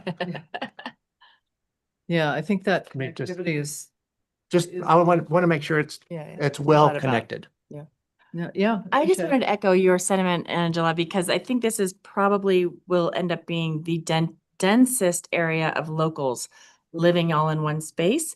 And I just think it'd be a missed opportunity to have a communal space like music section or just a vibrancy of having that activation that you mentioned and just intentional outdoor space, because these are year-round residents that would appreciate them. So I agree with you. Yeah, because most of the other stuff is half a mile away or more. I am looking at the transit center looking west across Mahoney Drive elevation, this kind of simple massing, and I understand we're in a work session. I would encourage, similar to just sort of language in the guidelines about breaking up massing and the importance of doing that successfully and disguising what can be larger forms or buildings. Have a similar concern about the ridge line or the what is the top of the building visually is unbroken. And I understand you have a large building and you're sort of dressing it with forms and breaking that up in elevation, as I've mentioned, but I think also trying to break that silhouette at the top to try to get some variation will help if you can. And don't know how We you agree. will. We have Kevin. We'll look at that. Definitely. Kevin, We plan is on that, sorry, Kevin has, our attorney, town attorney has his hand up and I'm wondering what kind of a comment do you have? Kevin? I'm trying to get my video to go, but it's not letting me. Maybe it's a post issue. We know what you look like. It's okay. Okay. I'm happy to go ahead then. I There you won't, go. I won't you hold go. up. You're on. Hey, there you are. There was the question, I think it was Peter's question. No, excuse me, Charles, the question from Charles about pedestrian access through what I think you were referring to as existing Cimarron. Yeah, And if you don't have access to it, we can certainly provide it. In the 1984 plat associated with what was then known as Lot K, which is now Cimarron, there's a very extensive and broad public pedestrian access easement through what are denoted as areas A and area B. It's basically every area in that area that's not occupied by an existing structure. And among other uses, one is expressly called out as access for skiers going to the Telluride Ski Resort and any facilities, ticket offices associated with the facilities. So a very broad easement that's already in existence. It's been in existence for almost 40 years. great. Thank you for that clarification. Sorry, Peter, I think he tried to answer. He said he's They're gonna look at it. on their list. Okay, good. Anybody else's list? Right, I got, Yep, you got a few more? Good. I just go back to, we've kind of talked about this, but currently that kind of top right corner of the parking garage is where everybody that's paddleboarding down the river, that's kind of their staging spot where they unload. I just want to make sure there's somewhere, if somebody's coming into the parking garage with 3 stand-up paddleboards on top of their roof, they have somewhere to stop and take them off versus parking on the second floor and having to carry paddleboards downstairs or something, and you know that there's an unloading spot or something. Paddleboard unloading and easy access to the river connectivity is something that we're studying, and we totally agree and understand that that's a important programmatic element. In coordination with Parks and Rec, I suppose. I hope. Freight elevators to carry. Yeah, fixed elevator, there's a good idea. Add some cost. Okay, In our next meeting, we could point out specifically how we're incorporating that paddleboard drop-off in the plan. So we'll have that highlighted and shown clearly next time we meet with y'all. so under the PUD benefits, you have 50 to 60 units. Some of those are free market. Yes. Is there a percentage Uh, decided on yet? Not at this time. Not now, but we recognize that it's a smaller percentage, but we'll work on that. Is more that information rental with that. or just trying to understand the distribution of uses? Is it anticipated to be both rental and free market? Deed restricted or whatever the newer Yeah. version of that is? We're not sure yet. We're still thinking through that. We just know it's this idea of potentially incorporating some free market. There's certainly aspects of that can help financially make other parts of the project work. And so it's just an aspect that we're trying to incorporate into our circulation, into our massing, into our floor-to-floor heights and things like that, so that possibility has roots here, even in this conceptual kind of effort. So that thinking is in the DNA of this project. Okay. Dan, you have your hand up. Did you want to comment or Question. question? Actually, is the topic of the day. Thanks, Angela. Appreciate the time. Yes. I do want to check because I don't believe that type of programming would be a type of PUD consideration. If I'm incorrect, somebody please point out where, but percentage of free market versus It speaks to deed the public restricted affordable. benefit. I think it's public benefit, perhaps. What is the public benefit if deed restricted is? Or isn't considered? Well, I don't deed know restricted that. affordable housing is a listed PUD benefit. Right. So I think we're trying to understand the balance compared to free market, unless I missed that. Yeah, Sure, but that was my intention. providing deed restricted affordable housing is the benefit, and it's partially paid for by the free market. So housing, of course. I'm just that specific component. We can perhaps consider this. And again, I haven't weighed this with their attorney, but I feel like there has been times that some of the discussion has gone outside the purview of PUD, but a PUD review, but we can leave it there for now. And because it sounds like it is already being considered by the applicant, and I don't have anything else to say. So thank you. Okay, thanks, Dan. Just going down the list of the benefits you have listed, that was the first one. 300 spaces. Does anyone else want to comment on that? Well, we're not commenting now. We're Sorry, asking questions. I keep saying comment. I mean, does anyone have about what they're presenting? Clarify. Thank you, Kat. Questions about childcare or the river frontage or the fitness center?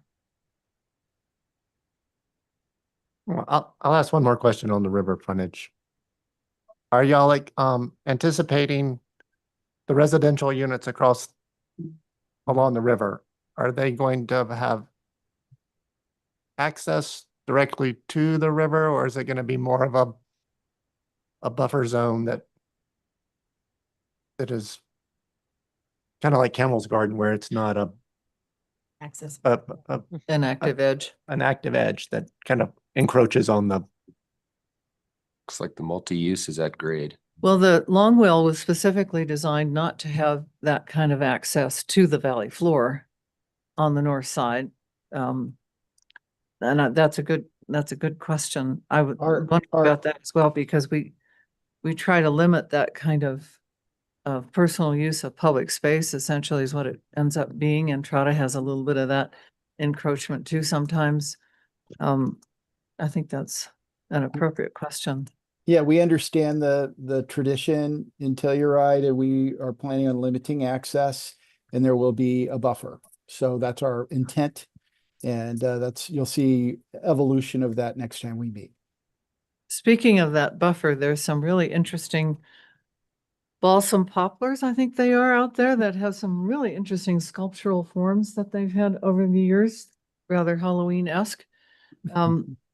They need a little care in terms of pruning and whatever, but it'd be nice to keep them because they are actually on a berm that's doing a great job of buffer already. I don't know where the property line is, but. We're not planning on touching those awesome balsam poplars. Okay, that's good to know. This is a work session. It's kind of a free-flowing discussion and questions to try to figure out how things are being handled and what might not have been addressed. Public. Yeah, and we have at least 6 recent and 4 original comments that actually spoke to both Carhenge and Shandoka. So we want to focus this on Shandoka in terms of public comment. Do we have, yes. Before you move to public comment, Yeah. may I ask the whole Planning and Zoning Commission, if you could affirm that you reviewed the public comments as provided in the packet, which was posted online and provided in paper form to you before this meeting, And previously. and previously multiple times. Yes, exactly. Good. So Excellent. those of you who are in the room, if you want to speak, please come to the microphone. Those of you online, please raise your hand, use the raise hand function on Zoom or whatever version of that we're using these days so that we can recognize you in a systematic way. And are you taking the in-person in this room comments first? Yes, but I don't see anybody standing up. Were you going to speak? Yeah. To the microphone, please. Thank you. And please state your name for the record. My name's Emily Masson. I live in the town of Telluride on Columbia. You can bring that down to you. I'm just here to cede my time to the C7 CC because I'm a member. Okay. That's why I'm here. So All my right. 3 minutes go to whoever's speaking for them. Okay, if we see someone, if you can make a note, Piper. So we have 2 people online who want to speak. Or Rick here. Rick? Yeah, So Emily essentially stated my position as well. I would like to formally cede my time to that spokesperson. Thank you. okay. What is Thank your you. name? I'm sorry. It's Rick, so. Rick Silverman. Thank you. I don't know who's first. Let's go with Cammie Nichols. Okay. Cammie, you're on. I've asked her to unmute. Thanks, Piper.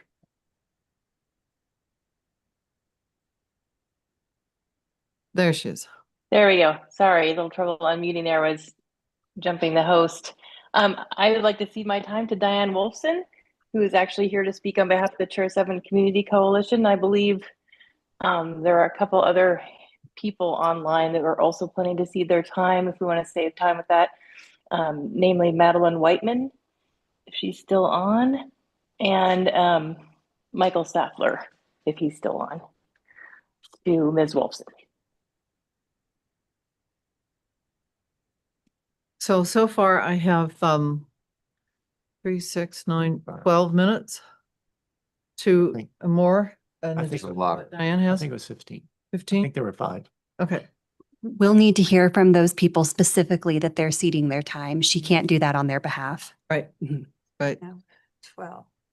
So we have, I did write them down. Whiteman, Colorado. Madeline? Are you ceding time or do you have a comment? I'm ceding my time to C7 CC, Diane Wilson. Okay, is that everybody? So if I understand, we've not had this many seatings before that we have 15 minutes allocated for Diane's presentation or not? Yes, that will be for our 3 minutes for each of the 4 who ceded time, plus 3 minutes for Diane herself. Okay. Ask her to unmute.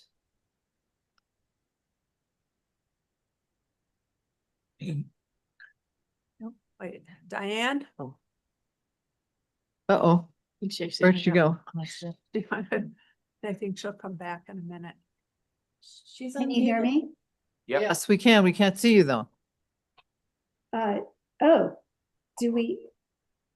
I can put You can my, start your video if you would like to, but you're not obligated. okay, so sure.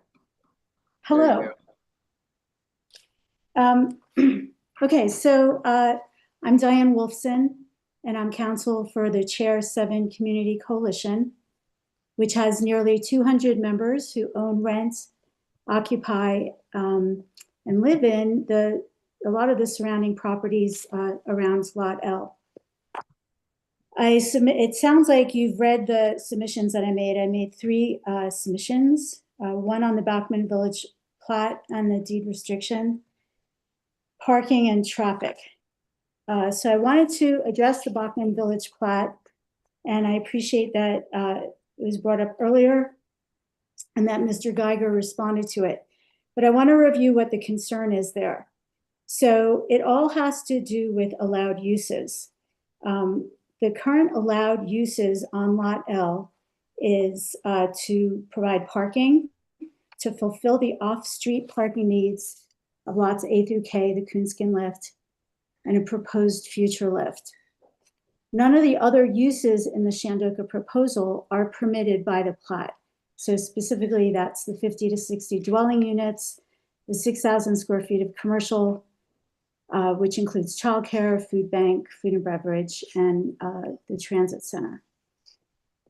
So my conclusion is that this means the Bachman Village plat would have to be amended to allow for these uses. And I also believe that the Bachman Village plat requires unanimous written consent of every current Bachman Village owner.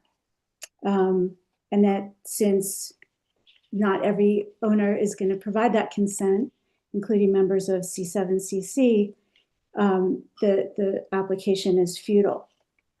And then I've been raising this issue and have been waiting to hear from Kevin as to why he doesn't agree with me. And then earlier, at the beginning of this meeting, he discussed why he felt that unanimous consent isn't required. So I took a look back at a 2008 memo that Kevin Geiger prepared for Stu Frazier as mayor. And he discussed this exact issue, which was amendment of the Bachman Village plat and what was required. So I refer you back to that 2008 memorandum by Mr. Geiger because he concludes that the Bachman Village plat and the covenants that were recorded with it are covenants that run with the land, that they benefited and the subsequent owners of the property, and relying on section 1C of the covenants, which creates the covenant running with the land, and section 23, which has to do with amendment, he concluded, and I'm quoting here, amendment to the Bachman Village covenants would likely require consent from Bachman Village landowners in addition to the consent from the town and Telco, now Telsky. And that quote, because covenants run to the benefit of Bachman Village landowners, their consent to an amendment to the covenants would appear to be required. So that's what Kevin said in 2008. And today he's saying something different that's different and inconsistent. And he's relying on section 5, which has to do with subdividing or replatting. And that doesn't apply here because that's a replat, a subdivision of a lot or a replatting of a lot, which is the lot lines. But here what we're talking about is an amendment to the allowed uses. So it's just a different situation. So anyway, I wanted to respond to what he said earlier, even though I didn't have much time to do it. So you can see that this still is an issue. And I would like to continue to have this conversation with Mr. Geiger, attorney to attorney, so we can sort this out and figure out what's going on here. Because clearly, if it requires all the consent of all the people who are owners in Bachman Village, that's not going to happen. And it doesn't, then this project is DOA and it's not going to move forward. So I think that that's a conversation that still is not completed. The next thing I wanted to address is parking. So this site, and which I know that everybody is concerned about, and I appreciate that the commission's concern and all the questions earlier. And I just wanted to reiterate those concerns, that I think that the math is a little unclear, if not misleading, and that you're going to end up with not as many spaces for intercept as you thought. And that aside, it sounds like if the parking is only going to count per unit parking versus a per bedroom parking, you're going to have a worse parking shortage than you already do. And there also needs to be some sort of accounting of what parking on Lot L currently serves the surrounding lots. So there's lots of, by like required need for each of those buildings and also actual need. So somebody has to take a hard look at what actual parking are the surrounding buildings using. And then you have to add to that what's skier parking, and then you end up with yet another number for the actual development itself, and then the intercept lot transit. So I really feel like that has to all be examined and explained and studied. So it's the information that we have is very preliminary and incomplete. Diane, yes. we need to address, for the sake of the composition of people here on P&Z, we can only really talk about Shandoka, Not Carhenge. not Carhenge. I wasn't talking about Carhenge. I'm talking about I'm talking about the math on Shandoka, where you're starting with 900 and and the whole point of this lot. I just want to remind you to try to focus on Shandoka. Yeah. Thank you. Okay. So, well, anyway, that completes my section on parking. And then the last section is traffic. And it sounds like the traffic studies that have been done so far have not addressed the current uses that are being proposed on Lot L, which are a traffic center, a child care facility, and a food bank, fitness center, and or restaurants. So if you look at just even the child care facility, that has peak hour trip rates several times higher than a general commercial rate. It's probably one of the most peak intensive trip generators there is, because you have parents that come and leave in short concentrated pulses that are even more problematic because they overlap with the peak AM hour. Anyway, so that's a big use that hasn't been studied, and it's not part of the study. So hopefully the applicant will be doing a study that includes that it also includes a transit center, and that also adds the modeled special event conditions and peak school hours that weren't included in the prior studies. And I think that overall, there's an even bigger, more overarching concern here, which is that there's an intersection at Davis and Colorado that's already failing. It's 2 grades below CDOT minimum, so it's now at grade F. And the mitigation that was recommended in both the reports, 2020 and 2025, admits in the report that it might not even work. So they recommend some possible ways to mitigate, but they admit it may not even really work. So you already have a failed intersection with mitigation that may not even work. And now you're adding all this more development and traffic and circulation to that one intersection, and the mitigation hasn't even been done, and it's not even clear anything at all will work. So that's a very, very, very big concern for the people that I represent. So the hope is that minimally the applicant will address this with a new traffic study that looks at everything. And that concludes my presentation. I didn't even need all the time. Great. Thank you, Diane. You're welcome. Michael Sassler. Oh, Michael. Yes. Have you ceded your time, I thought? No, you hadn't ceded your time. Is that correct?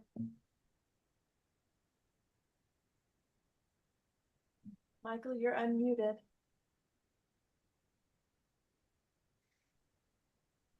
Hello, Michael? Are you there?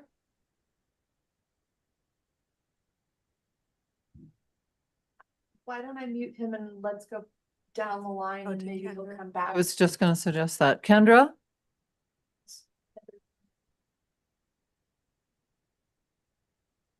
Sweet. Hi, everyone.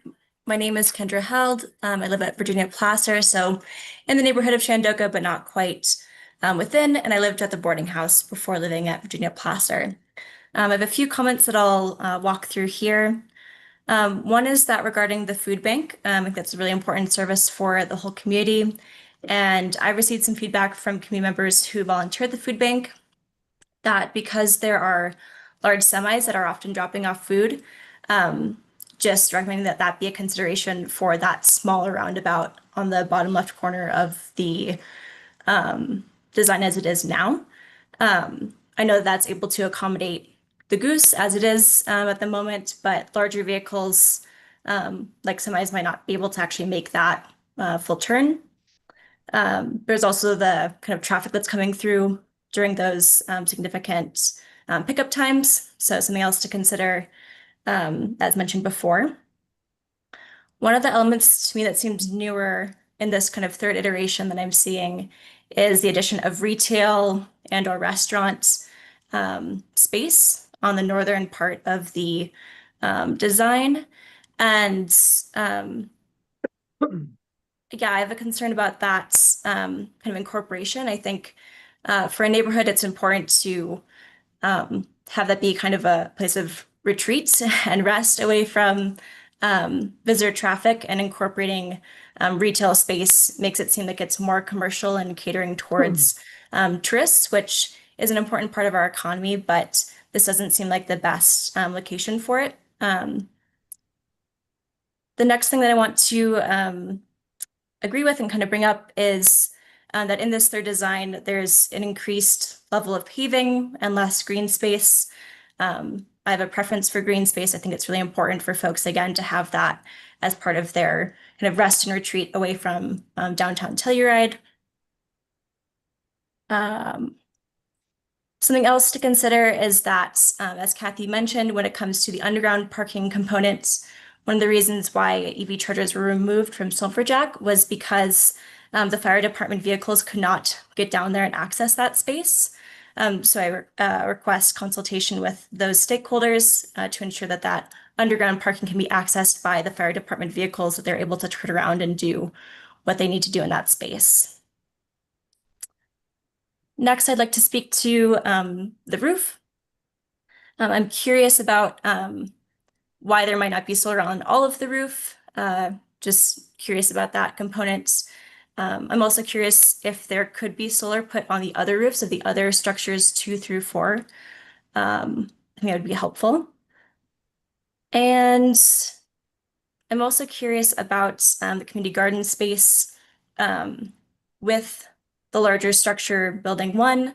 That seems to increase shading kind of on the area and might not make it an ideal spot for a community garden to be placed in kind of the existing green spaces. So I'd be curious about that potential use on building 1's roof potentially, or considering, yeah, how that might be able to fit in as an amendment to the food bank. And I think in conclusion, I'll just say that I'm just one community member, and just want to recognize there's a lot of community members and neighbors that I have in Chandoco who aren't here right now.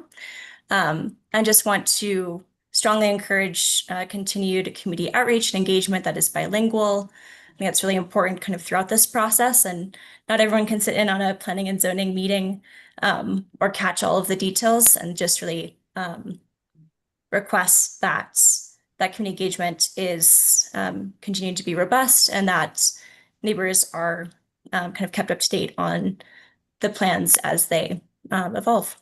Thank you very much. Thanks, Kendra. Are we going to go back to Michael? Okay.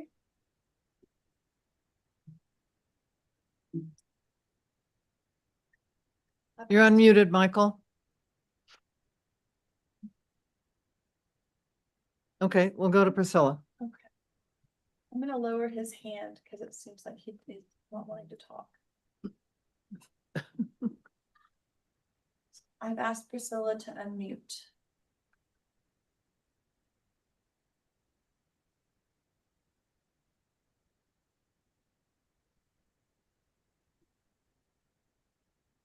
Priscilla, if you're listening, I've asked you to unmute. I think Priscilla's sitting next to Kendra and might need to be on her machine. Yes, hi, I'm sorry, I was having an issue here. I was trying to connect with Kendra's computer, but it didn't work out. Can everybody hear me good? Yes, we can. Okay, yes, I think so.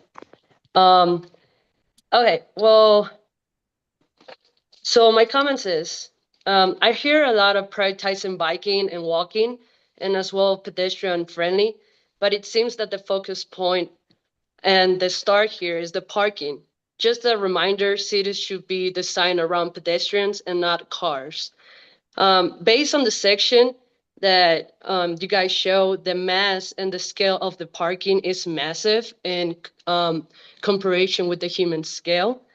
And the corridor running west to east feels more like a long alley, would be most of the time in the shade, I believe so.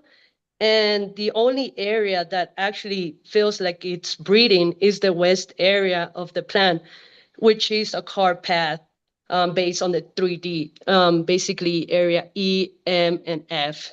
The retail area next to the parking entrance seems chaotic with people walking in the cars. The green area space, I feel like it's minimum, not only like 1/4 of the parking spot, meaning V area, which is what is supposed to be like the green area of the area. I mean, great, yeah. I feel like we as a community, we need more recreation areas, especially here in Chandoca, where I live as well. More areas to gather, probably splitting the parking building on the half or reducing it. We can use that area for recreational purposes. And I think that's part of the value of Telluride, like the recreational part, the gathering part, and the community. Those are strong values of the Telluride. I would not love the idea of having more parking spot space. Meanwhile, living area is smaller. I'm not talking about the quantity itself, but just the space of the living. And one of my questions as well is how resilient will be these new buildings? Are we still proposing building with wood? For me, it will be a shame that the apartments will be smaller, it will not be resilient, and still it will be more expensive. Since that all these plans is more like a benefit for the supplier instead of the users. And that's all I have to say. Thank you. Okay, I'm Thank gonna you. ask Michael to unmute again. Okay, we'll give him one more chance, I guess. Michael, are you there? I guess not. Hey, oh, he's unmuted now, but he's not talking. I think we should move on, and he could put his hand up again as we finished up here. Mr. Geiger's hand is. Kevin, yes. Hi, folks.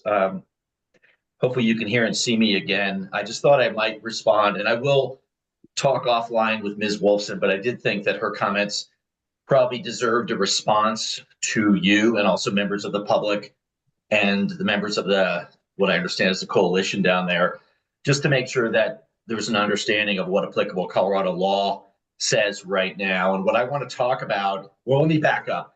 The memorandum that was referenced, that 2008 memorandum, and I don't want to get too much into the weeds on that, but the context of that was a Telsky proposal for a different parcel of property where there was an issue of an amendment to the Bachman Village covenant. So that was the issue there. We don't think that there is necessarily an amendment for Lot L, but let me mention if there is some use restriction that's currently on the Bachman Village plat, I want to let you know, and let me walk through a little bit, and you'll have to excuse kind of the lecture on this, but I want to provide some background on a recent Colorado Supreme Court decision that is absolutely dispositive on any use restrictions or covenants for the use of public property for a public purpose. And that case is called the Monument case. It's called Forest View versus Monument. It was decided by the Colorado Supreme Court back in June of 2020. And let me lay out the issue because I think you need to understand the facts of that case. So, and to have a determination of how it applies to this issue on Lot L. So Monument, it's a town south of Denver, north of Colorado Springs. They had purchased a lot in a private subdivision out of the town of Monument in unincorporated county land. And that subdivision, it had 39 lots.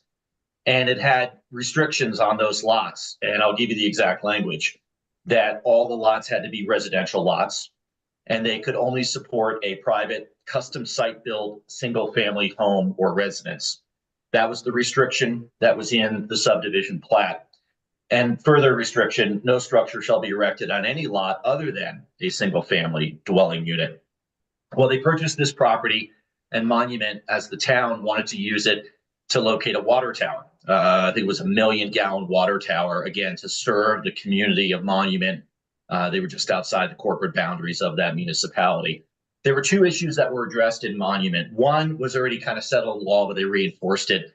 There was a claim for compensation due from the landowners in that subdivision if the use was going to be a government use. There was an argument that having a water tower next to residential structures and houses would degrade or devalue those property interests. And the court reaffirmed prior decisions on that and said when a government is using that property for a government use, there's never an argument that a diminution in value is attributable to that governmental use.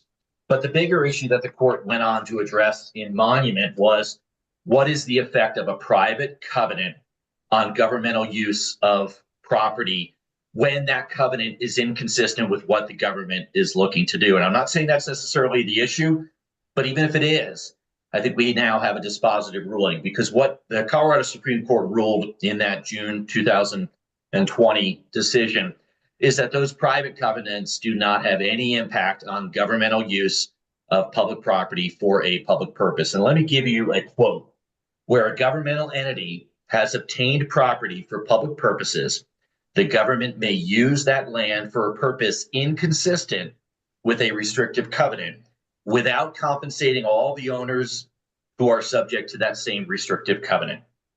So what it basically does is it renders that private covenant, if it's applicable, and I'm not saying it necessarily is, but I know that's been raised by some of the individuals in this area who are concerned with what is being proposed on Lot L. If there is any inconsistency between a private covenant and the governmental use of that property, the private covenant yields to the government use. And that's a direct holding from the Colorado Supreme Court on this issue. So I thought you might want to have that information. I'm happy, and I will follow up with Ms. Wolfson on a number of the issues that she's raised. But I did want to provide that response directly on this issue of allowed uses, private covenants in the Bachman Village area, and how they impact or don't impact, as is the case now under Monument, government use of that property. So thank you. Thanks, Kevin, for the clarification. That was a new one for discussion. Thank you to the public for commenting. We don't have anyone else correct? No. All right, thank you. Any more for the work session discussion here? Yeah, I think now we make comments rather than Yeah. than ask questions. It's a little different than a hearing. Yeah, but it's A little more free flowing, but some direction to the applicant. Yes, I would Kathy. like it that it could be in phases. I would probably like it better if it was even in more phases. I think we're learning that no matter how many times we do a study of what kind of employee housing units we need by the time they get built, we actually need something different. So I would like the chance that the town could self-correct, you know, between phase one and phase two, and if there could somehow be phase three, even if that leaves the parking structure, large building more exposed. I think that's important. I think it's important to consider whether they're rental units or whether they're for sale units. It's really hard to buy back all the for sale units to do a dramatic remodel. And I think I think it's the lot E or F building that's been redone in Shandoka quite effectively. But that was rentals. So they merely, I know this is harder than I'm saying it, is relocated everybody, remodeled the building in a more modern format to meet today's needs and put people back. And when people own the units, you can't. So I think clarifying ownership versus rental is important. And so to that end, the fewer market rate for sale units there are, the easier it is for us to self-correct when the project's 20 or 30 years old. And it's great that Shandoka is as old as it is and is still serving our needs and getting updated. So I'm kind of excited about this project, but I think it needs a lot of work. And to go in as small a chunks as possible might let us end up with the best long-range project for our community. Cliche. I just wanted, since it's comment, I was glad to hear Ms. Morales's concern regarding the large parking structure and maybe the lack of some more creative, environmentally friendly, pedestrian friendly transportation ideas. And even if it was maybe, you know, I know you increased the bike section, but like electric bikes that could go from Town Park to this West End, it just seems like there's a missed opportunity for truly green transportation creativity here. And that's my comment. I snuck my comments in during the question period Good. pretty well, I I think- think to say. So I'm all done. Yeah. Okay. I guess I would like to see a better parking analysis of what's actually going to happen. You know, how many of the Shandoka current units are actually going to occupy how much of the parking deck? You're, you know, more by bedroom versus unit. I would also like to see, you know, more green space wherever we can. I would trying to break up the mass of the parking deck with little pocket nooks that kind of go into the parking garage that provide seating, you know, little private seating areas for people that live in the area. And I think, you know, depending on what this parking deck is actually used for, if it's a lot more commuters coming in than we currently have, what traffic impact is that going to have, not just on the area, but if you look at how many cars are coming in on the spur every morning, dropping off kids to school, if you're adding 300 more cars every day to that for commuters, that's going to be a real problem. And doesn't seem to go with the master plan of reducing traffic and parking. Todd, you have anything? Like Peter, we mentioned some of these things as we were questioning, but the application itself needs more specificity in the number of and what type of affordable housing units compared to what's free market. What are transportation amenities? What are we thinking about in terms of the commercial? You heard Kendra say she wants to keep it residential, but we've had demands for a coffee shop down there for decades. So it's all a balance, but let's make sure that that gets better defined in the application. Kelly? I'll speak again. Yeah, maybe we need to call commercial neighborhood commercial and make sure that it is. So it is like a neighborhood coffee shop. When there was one in the Cimarron Lodge building, it was very popular with the local nearby residents. And the skiers. Yeah, and the skiers, but I'm more kind of curious about the skiers. No. They may be both. Maybe both, yeah.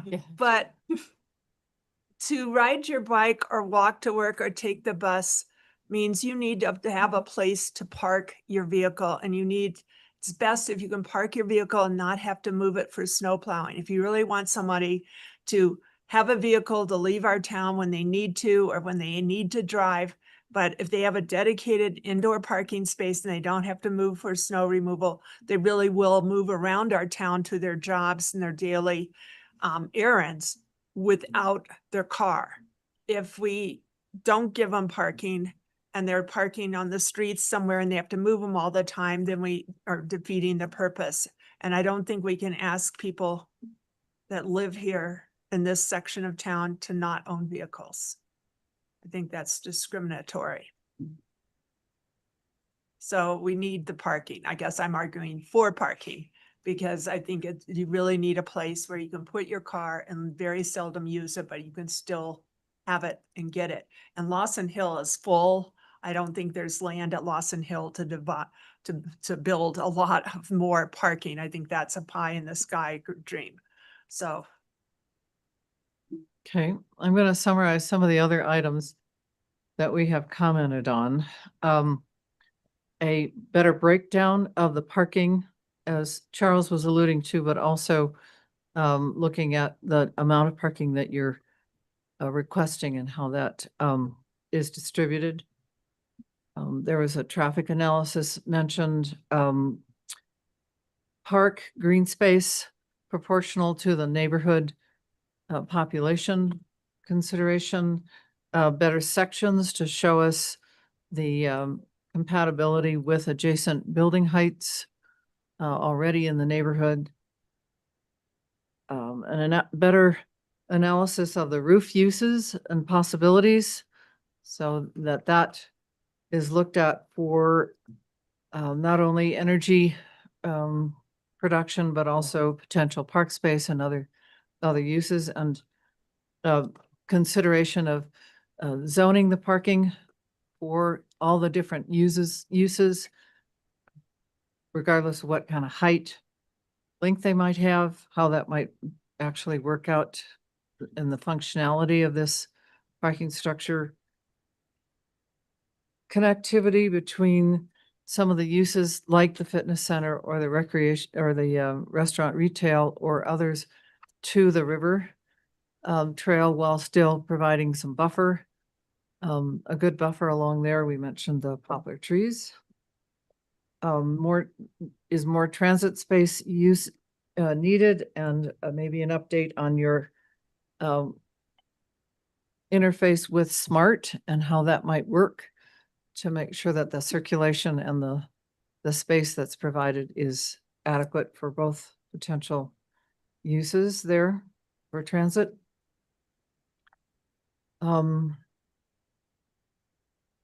Let's see, where else? Oh, an understanding of what the water table implications are for building below grade. As we know, we've experienced that before, and a pollution prevention plan for how to keep and treat any runoff before it reaches the river, and consideration of use programmed use of the park space for things other than things, playgrounds and throwing a frisbee, entertainment, amphitheater, community events, to make sure that that actually works.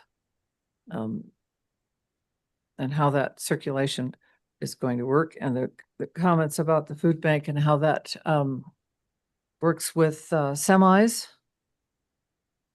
EV charging, how that's going to be handled. Bilingual outreach on this plan, potentially. Have I missed anything? We have some legal situations that need to be I had addressed. requested a solar study on the river trail. Yeah, I that's don't know if right. that was on your list. Nope. A shade study, solar and shade study, so that the river trail is still usable and that there isn't access directly from those residential units to the river trail, as we've done in the past with some other housing projects. What else? Solar on roofs Other than, building one. right? And maybe it's just pre-planning for solar, not building it immediately, but allowing for it to come easily at a later stage.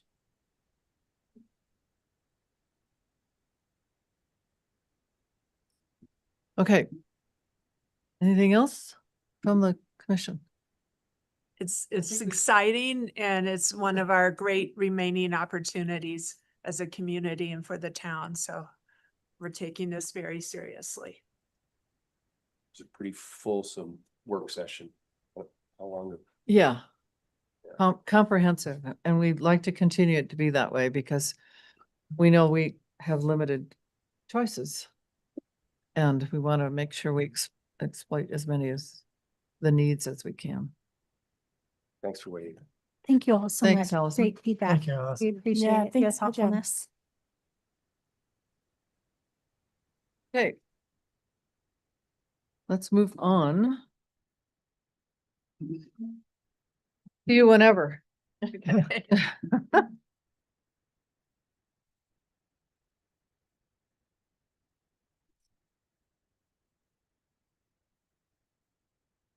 Does anybody need a break? It's now 8 o'clock. We've been doing this. It's a 5-minute. Let's do a 5-minute. Are we waiting for Sheriff. Sheriff to come back? Sarah will come on as well. She's gonna come on by Zoom. She's here already. All right. Pretty excited.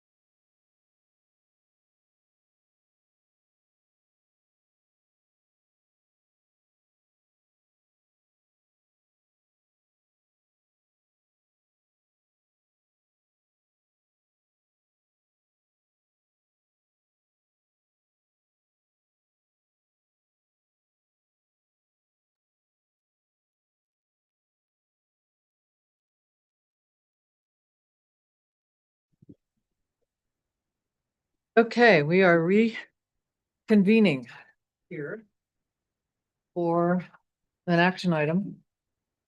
Colorado Wildfire Resiliency Code. Do we still have folks online as well? Yes. Okay, excellent. Discussion, review, and recommendation of land use code amendments for town council consideration to ensure consistency with the Colorado Wildfire Resiliency Code. Kristen, you had provided us with a staff memo and suggested wording that based on our joint meeting on Tuesday with Hark. Hark has agreed to have us take care of this item, this what I would consider an interim item to address the imminent implementation of this code vis-a-vis our land use code as it's written. So go ahead. Sure. So just a little background, again, for members of the public as well. I know some of you, all of you are very familiar with this, but to meet required state deadlines for adoption and implementation, the Colorado Wildfire Resiliency Code was adopted by Town Council on March 30, 2026, with an implementation start date of July 1, 2026. You're not going to read this whole thing, are you? I'm not. I'm Okay. just gonna, I just wanted to say. Stop you right there. I Wait, wanted, wait. no, I'm going to go quickly. I just want to make sure that the public's aware that it has been adopted. Yes. And it is about to be implemented. And so we have had 2 Hark P&Z subcommittee meetings. We have had separate work sessions and discussions at Hark and P&Z, and a special meeting 2 days ago on 6/23 with Hark and P&Z. And thank you for updating everyone. Both Hark and P&Z did approve the historic preservation variance, approved recommending it to Town Council for consideration of adoption. It's a variance process, right? It's a variance process, that is correct. And so that will move forward to Town Council on June 30th, subject to the 6 revisions you, P&Z and Hark put forth.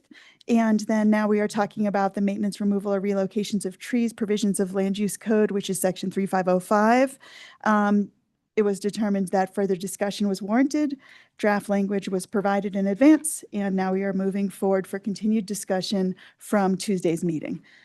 So, and for the public, subsequently, a comprehensive update to this section of the land use code will be undertaken beyond the very specific land use code amendments related to the CWRC that are proposed at this time.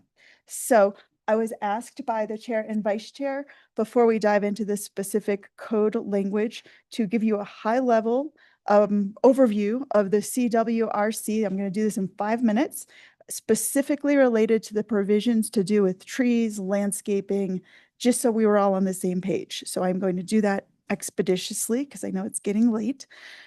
So I'm starting with just the definitions. This is all from the Colorado Wildfire Resiliency Code. So the definitions that relate to trees, landscaping, what we're talking about this evening specifically, defensible space. So that is the area, either natural or man-made, where a material capable of allowing a fire to spread unchecked has been treated, cleared, or modified to slow the rate and intensity of advancing wildfire and to create an area of fire suppression for fire suppression operations to occur. So the requirements always reference back to defensible space. So that definition is important to our discussion. Home ignition zone, that is the area of the home and around the home that will be taken into account. And it incorporates both the potential of the structure to ignite and the quality of the defensible space, which we will talk about. Ignition resistant vegetation, that is something we have talked about and will continue to talk about. Plants that are less likely to readily ignite from a flame or other ignition source and produce fewer embers. They can be damaged by fire, but don't significantly contribute to fire intensity. The structure ignition zone is very similar to the home ignition zone for all structures. And then everyone, I believe, knows, but for the public too, tree crown, it's the primary and secondary branches growing out from the main stem together with twigs and foliage. And then finally, the phrase that will come up again and again in the Colorado Wildfire Resiliency Code is the wildfire urban interface, which is the geographical area where structures and other human development meets or intermingles with wildland or vegetative fuels. So again, I'm going to do this in 5 minutes. I can slow down if you want me to, but one thing I would add into your presentation is sure.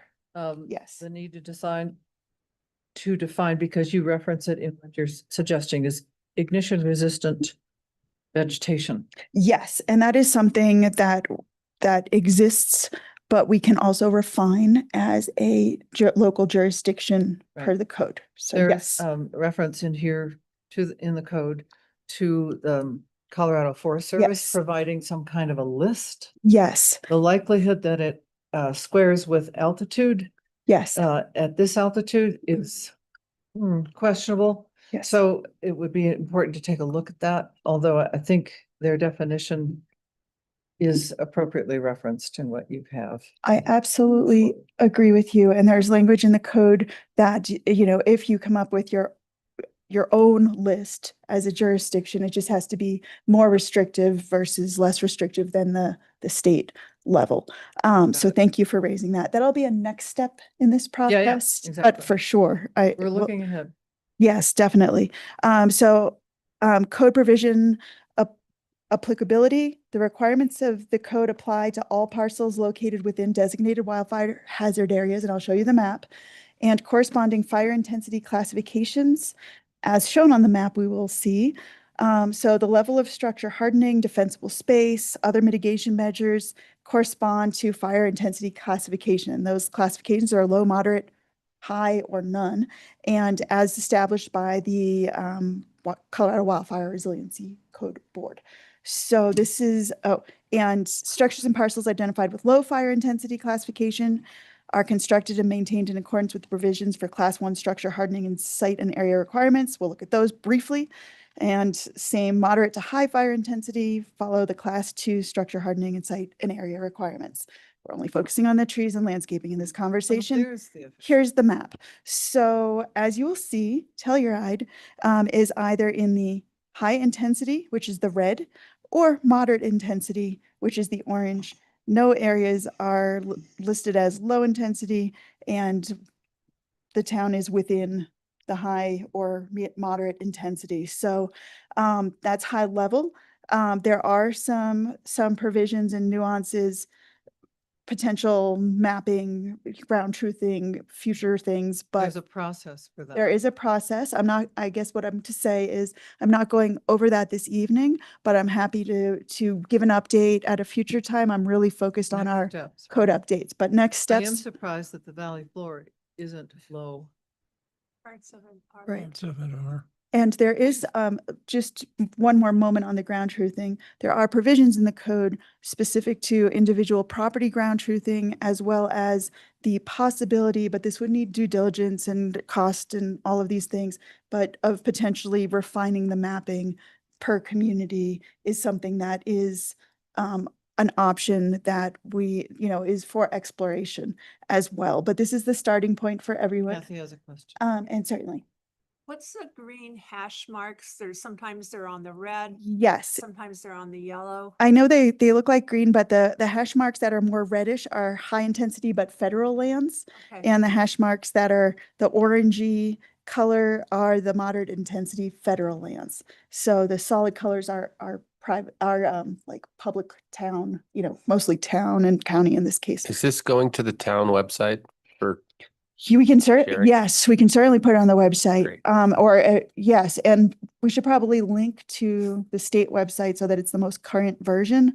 I will also check with the county to see if they're doing an overlay to our Telluride web map pertaining to this. I'll check on that. That's a good It's question. interesting. In all of Yes. those presentations I've been to, and I've been to about 4, Yes. I've never seen this. Really? I had shared it quite some time ago though, but And at that's town not you, it's what council and they presented, the fire district oh, do it. The interesting. West Region Interesting. Fire Wildfire Council didn't show it. Mhm. Any of the folks who were there from the county. That's Yeah. interesting. The interesting thing Haven't seen too it. is it's not actually in the document of the Colorado Wildfire Resiliency Code. You actually have to go and search for it to pull it in. So that's maybe why as well. But Yeah, I think but this yes, had a lot public of different education. impact on those meetings if it had been shown. Oh, I don't know interesting. why they're- And I had tried to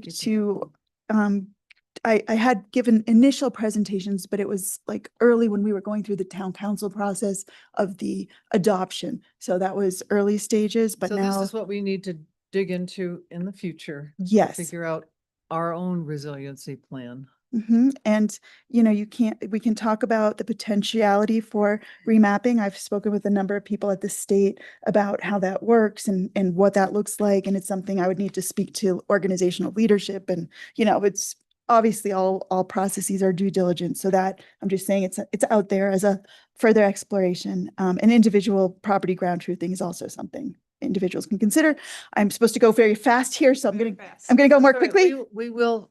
Yes. Do a high sign. So moving on, low intense. So class 1 requirements. This is for the low intensity. I colored it yellow. We are not in the yellow, but all of these provisions apply to the orange and red as well, plus additional things. So just related to trees and landscaping. I'm just going to keep it simple. Materials that, you know, rock, gravel, sand, concrete. Yes. So ignition resistant plantings are an exception in this zone, which is 0 to 5 feet, per an approved list by the authority having jurisdiction, which is us. That is not less than that created by the Colorado State Forest Service. So the Forest Service has their list. We're going to refine it for us. And that then can be allowed in that area when we're talking about landscaping if trees are removed. So, but otherwise, plantings must all be removed, including shrubs / combustible mulch and other woody debris, with the exception of the ignition resistant vegetation in the 0 to 5 feet immediate zone. And for trees, there shall be no planting of new trees in the immediate zone, but the mature trees of no less than 10-inch diameter at 4.5 feet above ground level may be maintained. So, and the final provision, and then Todd, I'll go right to you. Final provision here is for the low intensity tree crowns extending to within 10 feet of any structure must be pruned and maintained to a minimum clearance of 10 feet. The tree branches have to be pruned to a height of 6 to 10 feet from the ground, or a third of the total height of the tree, whichever is less. And again, we're talking about there's no plantings, but you can maintain the mature trees up above 10-inch diameter. And this is applicable to those structures to which the code applies, which are new construction. It doesn't say anything about what's already existing. Yes, so there are that add addition of 500 square feet. Yeah. And there are, I didn't go into this, I have slides on that. I didn't think you'd want it here, Right. but there are different triggers. Sometimes it's the 500, in some cases it's like 25% of exterior materials. Or whatever. How much of the roof up more than 25%. So there are triggers for the built environment. For this piece though, there are some provisions that relate to maintaining trees as well. And that's existing trees, but there's the protection of, and then as you plant new trees, more comes into play. So there are a number of factors. And we can do a more extensive review too at any point, but really quickly, now we're talking moderate to high intensity, Telluride's moderate to high on our map. And so you have these class 2 requirements plus all the requirements we just went over for class 1. So the class 2, now we're going further. We're saying we were at the 0 to 5 feet from the structures. Now we're 5 to 30 feet, which is the intermediate zone. And the idea is to have less fuel, which will help reduce intensity as it gets nearer to structures. So there's within this area, hazardous dead plant material must be removed from live vegetation. Fuels can't be allowed to accumulate. Tree crowns extending to within 10 feet of any structure must be pruned, same language as the previous, and tree crowns must be spaced to prevent structure ignition and promote fuel discontinuity to limit fire spread. So as you're planting, you have to think about that factor, and shrubs must be spaced at least 10 away from the edge of tree branches and spaced between each other. And then finally, this is ignition zone 3, also applies to the medium and high, which is us, which is 30 to 100 feet expanded zone. This just focuses on tree crowns and spacing them out if you're planting new trees to a minimum of 6 to 10 feet. And the idea is to keep fire on the ground. So that's that.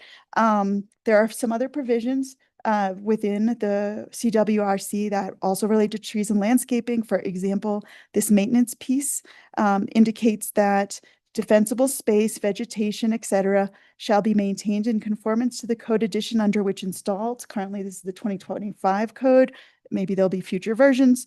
The owner or owner's authorized agent is responsible for the maintenance of building structures, landscape materials, and vegetation. I had a So- question about this one. Oh, Let me sure. catch your breath. Going back, Uh, I'm trying for you. Yeah, thank you. This means that once you've established a defensible space, you have to keep it that way. Right? You maintain it, yes. Yes. Mhm. So if new trees Yeah. come in, you've got to deal with it. And you have to maintain it per the provisions of the code that was in place at the time. So yes.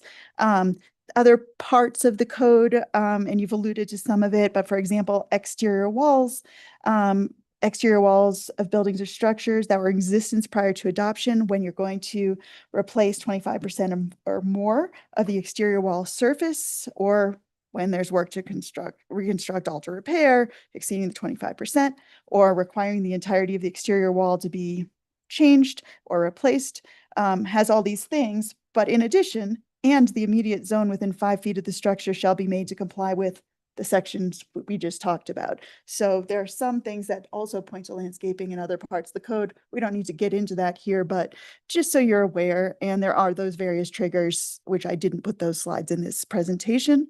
And if the exterior walls are compliant and existing with the ignition resistant materials that they require in other parts of the code for new, then you don't need to do that piece I just said. So we'll be working through that implementation of this. But anyways, that was it for that. Now I'm going to focus on the part we need to talk about tonight, which is proposed new subsection, maintenance, removal, or relocation of trees. We had an excellent, very robust discussion on this topic at our last meeting. I tried to absorb all the feedback that was provided, and I attempted to bring that all into one draft that I shared with you in advance on Tuesday evening, and want to talk through now. You will be deciding whether to recommend to town council that they consider for adoption these amendments in addition to the historic preservation variance process. This evening, you can recommend or not recommend, but you must take an action because it's an action item. So you can decide, but it can be with revisions. So wildfire risk reduction. Again, you reviewed this already. Land use code section 3505 has a process for requesting permission to remove a tree that meets or exceeds defined regulatory thresholds. So now we're away from the code, the state Yes. code, and we're in our own land We're use. in our own land use code. And so when an application comes in requesting approval to remove a tree based on the provisions of the Colorado Wildfire Resiliency Code, it will be reviewed pursuant to Land Use Code 3505, subject to the additional specific provisions below. And this is like the language that will be in the ordinance that I have prepared and will be adding this to if you decide to also add this in. And this So- cover Go ahead. new development or No. existing? This is Or- even if someone decides they want to remove a tree and their reason is nothing else but Colorado Wildfire Resiliency Code, they're either coming into compliance or their insurance company or something is having them come into compliance, they can apply to remove trees anytime. We have a permitting process that's in this specific section of code independent of development. So we're trying to align. Yes. So how do we define what's a tree and what's a bush or a shrub? Yes. That's kind of confusing. I have scrub oak that's kind of bushy, and I know of lilac bushes that are kind of tree-like. Understood. I should have brought the provisions in. I didn't know how far to go with this, but in section 3505, which is our land use code section, there is, just like in the CWRC, there's a barrier, a threshold above which, and so it's very clear, you need a certain DBH per species that triggers that kicking in. So if it's a very, Want to review. and it's something we may want to review because Scrub we- oak is technically a quercus, which is an oak, which is a tree, Mhm. even though it looks like a shrub. And they're often very Multi- small, so they wouldn't trigger. Multi-trunked, So the trigger piece, no real DBH to speak of. right. So further discussion. That's diameter, Just- breast height. Yes. Anybody's Yeah. wonders. Well, Yes. Okay. Versus caliper. Sorry about we that. had a real fight about heritage lilac bushes Yeah. about 10 years ago. Very interesting. Yeah. And there's And lilac is definitely a shrub. yes, but something we can reconsider as we come back. Yeah. So for this evening, this would be the code: no tree shall be removed on the basis of wildfire risk reduction if that's their reason prior to the applicant applying and receiving approval for said removal conditioned on the requisite mitigation. So This is strictly visual. I want that sentence first. oh, sure. No, yes, great suggestion. We just- can do that. Right. Yes. Part of the motivation, I think, in the discussion we had with Hart Mhm. was that we were trying to provide an interim Yes. method that worked both ways. That people who suddenly saw an opportunity to remove a tree that they didn't like would just, be able to take it out with any consideration. Before we've had a chance to actually look at what our urban canopy is like. The other part of that is that we have pretty strict recommendations. But that's just kind of, you can take it out and you don't have to ask any permission, as I understand it. So if people are claiming wildfire risk, we need a little bit of time to really, figure out what that actually is. And this is an interim way in which to do that. And hopefully this serves the purpose. We may find it doesn't, but well, it's a place to start.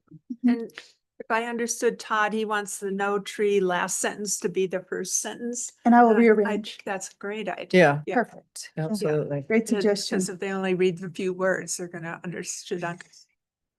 What's a nuisance tree, or what's considered a nuisance tree? I can- Angela? Hazard tree. Hazard tree, sorry. tree. Yeah. I What's can- a hazard tree? Had the definition in our meeting, like on the screen Yeah, on Tuesday, and I should have left it in and I took it out trying to keep this simple, but I can pull that back up very specifically if I stop sharing.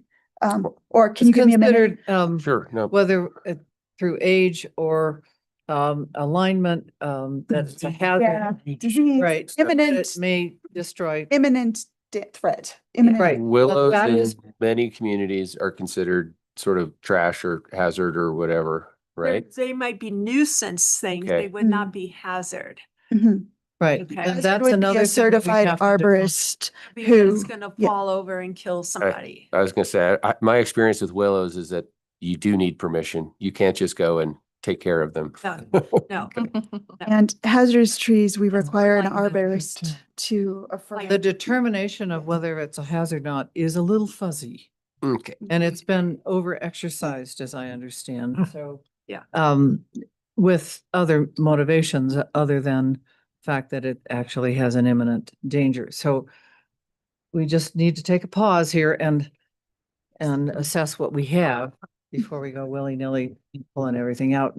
Have a scorched earth even before it's scorched. And I can certainly pull up that definition, Peter, separately. Well, let's do it when but- we start working on this Okay. long term. Great, Yeah. great. This is So the the- short term. Be Exactly. ready for Perfect. July So 1st. just to stop you, we are in section 3.505. And imagine that all what's going to happen in the ordinance is all the letters will shift down by one, and this will tuck in as a letter H in section 3505. Okay, very good. And there will be a reference in the CWRC. There's going to be a slight update to the building code that points to this and points to that historic preservation variance. Cross-referencing, that's So you'll see all that.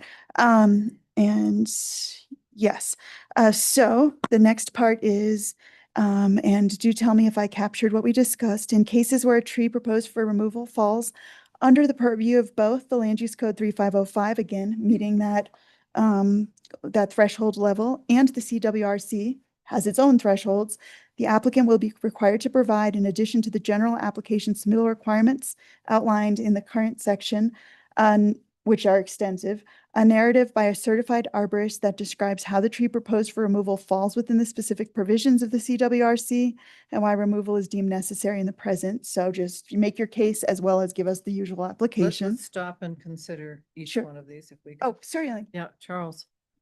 Okay, I know it's somewhat stated in the next H2, but I feel like we should really be stressing that pruning and crowning is The first option. is the first option, and you have to Yes. prove that, or at least demonstrate that that's not an option before you this might be another order. Thank you, because I have it in the next one Yeah. and I state that clearly and I wanted to emphasize We want to that, be but it's in conservative reverse. about what Yes, we thank treat. you.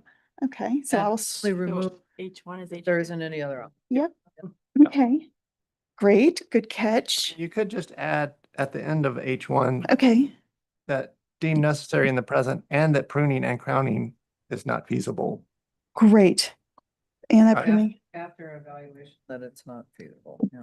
great. Sheriff's got her hand raised. Yeah. Good. Hey, Awesome. Sheriff. She understands this really well.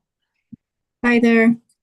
Uh, this is more of a wordsmithing comment, but when I read this and I read the word falls, I think of a tree falling. Oh, And it just like throws you off and kind of distracting and kind of maybe, I don't think anyone's gonna like permanently be confused, but maybe we can find a better word. I appreciate that. Great catch. Yeah. Oftentimes things end up in the land use codes and then you have to interpret if it's not clear. So let's make it right.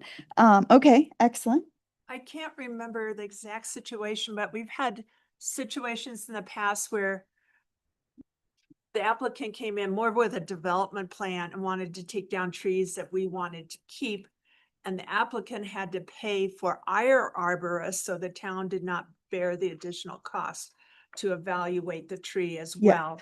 And then I think there might have almost been like when you're doing that appraisal thing, that then those two arborists picked a third arborist Yeah. to get to that. So I want to make sure that that's still there, that they can't Yes. go find some flatland arborist that That they can agrees. get enough money to take out any tree in town as a hazardous tree. Staff, and I will commend staff. We've all done a lot of reviews and David's doing a lot right now, are very thorough, very detailed in those reviews. And absolutely certified arborist report. Absolutely, Because the it's applicant their- pays for it. Their motivation Yes, is to get the money to cut the tree down. we're very meticulous potentially. in those reviews. So second opinion, or as We don't always Kathy give would say- second opinions, but we have very high standards. If second opinions are needed though, which I did have a case where there was a anyways, in cases where there's a protected tree, like, yes, where there's a dispute between two arborists. yes, we that do would do be that when there's a arbitrated question. By a third. So good points. Just to make sure that That's, system. sorry, no pun intended there. Yeah. That's, That was bad. I must have missed something. Anyways, I'm not gonna ask. I'm not gonna ask. All right, so that's good. That is already covered in the requirements for the application, so I won't add it here. I'm trying to reference other parts of the code. Any others on H1? H2 reads, in cases where the CWRC allows for maintenance of existing trees with pruning of the crown and branches, blah, blah, blah, the feasibility, that's moving, yes. And then staff may request additional information from the certified arborist in making these determinations regarding the feasibility of retaining and maintaining existing trees. I still think you need a provision for an arbitration kind of situation, but Todd, what? Oh, I see what you're saying. Well, I was gonna say Arbitration. H2 doesn't say who decides that you can crown it or how. Oh, it's a step. So these are administrative determinations. Or It I'm just missing says- something. Yeah. It, no, it just says staff may request, Additional Informa- information beyond the application requirements. but the application, it- I see what you're saying. I didn't put them here on the screen, but the section of code has very extensive application requirements. We sometimes ask for more if we don't feel we have enough okay, information. for pruning and And crowning. and crowning. Oh, I see what you're saying. I do see what you're asking. We can request. Now that this goes first, you Yes. might want to reread it. Yes, okay. So that it in fact sets the tone for Okay. everything else, Yeah. which might be Okay. who decides and Okay. how I- it gets reviewed. I might have you read that one section to make sure I get your sentiment correct after I revise it. Sure. Just to make sure Yeah. I'm This is hearing going to correctly. council when? Oh, it is going to council literally tomorrow as a complete ordinance. Whether or not it includes this section is up to you. Otherwise, it On a is, Friday? It's going in the yes, packet. it's going in the packet tomorrow. There we go. They'll be heard So- on June 30th. Yes. Got it. And again, you can But I decide not thought- to recommend and then just that other piece goes to them. So, Yep. either way, up to you. But I will make that revision. Any other Thank you. questions on H1 and H2? Oops. Now, Nope. Okay. H2 is H1 and H1 is H2. I'm completely reversing them now? Yep. Okay. Yep. Not switching them. And in. you're just kind of rewording To make it H1 to make flow. it kind of flow better with the change. Yeah. I understand that part. Cases where yes, great. Oh, I see. And I now see your point. I just had to read the sentence again. I can fix that. It took me a moment. All right. So H3. And H3 is good. It's mitigation amount. Yay. great. Just follows the existing rules. We And this is decided. where Kristen has mentioned irrigation, ignition resistant, Yes. which refers to Colorado Forest Service list. Mhm. I'm not sure if we might want to say that as defined by the CWRC on page 17. Oh, I could do that. Or I didn't catch the actual I can go back to that. reference, but I'll just put the section in. yeah. That's great. And then I have a specific question for you. I put in provide the landscaping plan.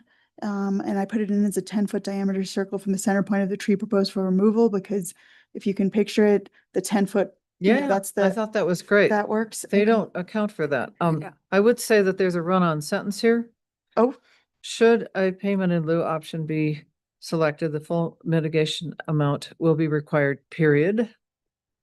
In addition, the applicant will be required to provide a landscaping plan for the area of tree removal. nice. Got it. Okay. It was going on and on there. Gotcha. Anything else? Any others? Otherwise, this is that fourth part, which is sort of the exception, for wildfire mitigation work that protects the community. So the way I wrote this is, and I'm just proposing this for consideration, as I'm thinking through administratively, how we're going to do this for the town of Telluride and San Miguel County projects to reduce the risk of wildfire in the community through limited selective thinning of forest stands at the wildland urban interface with a focus on highly combustible species may request an exception from the provisions of Land Use Code 3505. This would be new. The determination on whether to grant an exception will be made at the Exemption is what you've got. exemption. That's what I keep meaning to, Yep. sorry, exemption. No worries. Sorry, will be made, thank you guys, will be made at the administrative level based on a review of the plan proposed, inclusive of confirming that it meets standard for removal 3501C1D, proactively protects the safety of the public and reduces wildfire risk at scale. So that is just putting that out there for Charles? consideration. I'm just a little concerned Mhm. that if we were to thin out a very large area, that should maybe be more than just an administrative review. Okay. If it's a public project. Even, I mean, just Because it's a just so public that- project. so that more people get a chance to say, hey, this maybe Or be impacts informed of something it. else. Okay, that- so that's adding, that's an interesting comment. That would add an extra layer beyond what it's like right now, all trees are administrative reviews. That's where that falls. I'm hesitant to elevate it to a higher How about a board. chair review?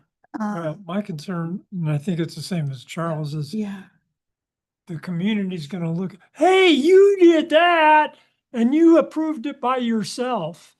And we can't. You did do a this. Trump on We us. can't do one tree and you just took out 100. oh, I hear what you're saying. My concern was actually the mitigation, right. like we're trying to protect Right. wildfires, so it's But just it's not removing always controversy. perceived that way. It's not always perceived. Okay, so maybe I was hoping this would help us because it would Right. help us. Otherwise, they go through the regular process of review and that's fine, but we don't have any exception for this particular topic. So I'm trying to figure out how to Trust work and through. transparency. That's right. Yeah. And staff would be very transparent. We'd be very meticulous. This would be Not everybody's. I hear what you're saying. Let me reflect. Maybe we shouldn't I don't know if we should move I was forward gonna then, or ask if I should think Lance. about this further. Can I ask you a question? Oh, is Lance here? Oh, Yeah. great.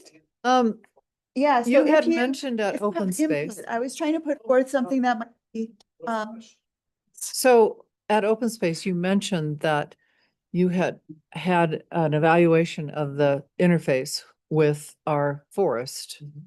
And that, for instance, the new boarding house area at Virginia Placer there was an area of wetlands that was actually a buffer, and so that wasn't in need of tree removal. But can you explain where else this might apply? We're working on this section.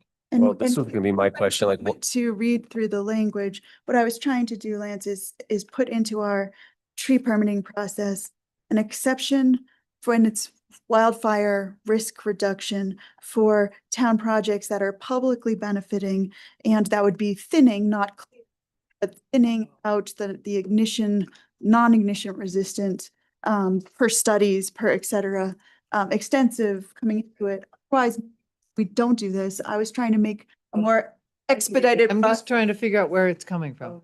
Example. Right, thank you. It's coming from Kristen, Yeah. thinking about what's Yeah, going. It wasn't, won't comply with No. the whatever regulations go. Yes. So we worked on the CWPP just got adopted in the end of March. That was complete. That's the countywide. Right. fire Right, protection right. Plan. Okay, in that plan, there's certain projects that are identified. We made sure that the southwest part of town was identified as a project area. Right after that got adopted, we had the Western Region Wildfire Council go in and evaluate the sites behind Shandoka and also behind Virginia Placer, and then take a look at the uphill side from Public Works. And they were going to do an inventory and identify which trees should come out and all that. They actually called me back in like 45 minutes and said, we're done. Still looking at work. And what they are recommending is that all conifer trees within 100 feet of a habitable space, not necessarily public. In that parks, particular area. in that area should be basically removed. So we went up behind Shandoka and looked at it. It's not that. Pretty it's not wet. That impactful. It's a steep hillside. There's a lot of aspen trees, and so the amount of conifers that would come out of there, it's a lot, but it's not what you might think. When we went behind Virginia Placer Apartments, because we have a layback anyway, when we constructed the building, the first 40 feet, there's no trees at all. So it's only like between 40 and 60, and then the forest actually thins out.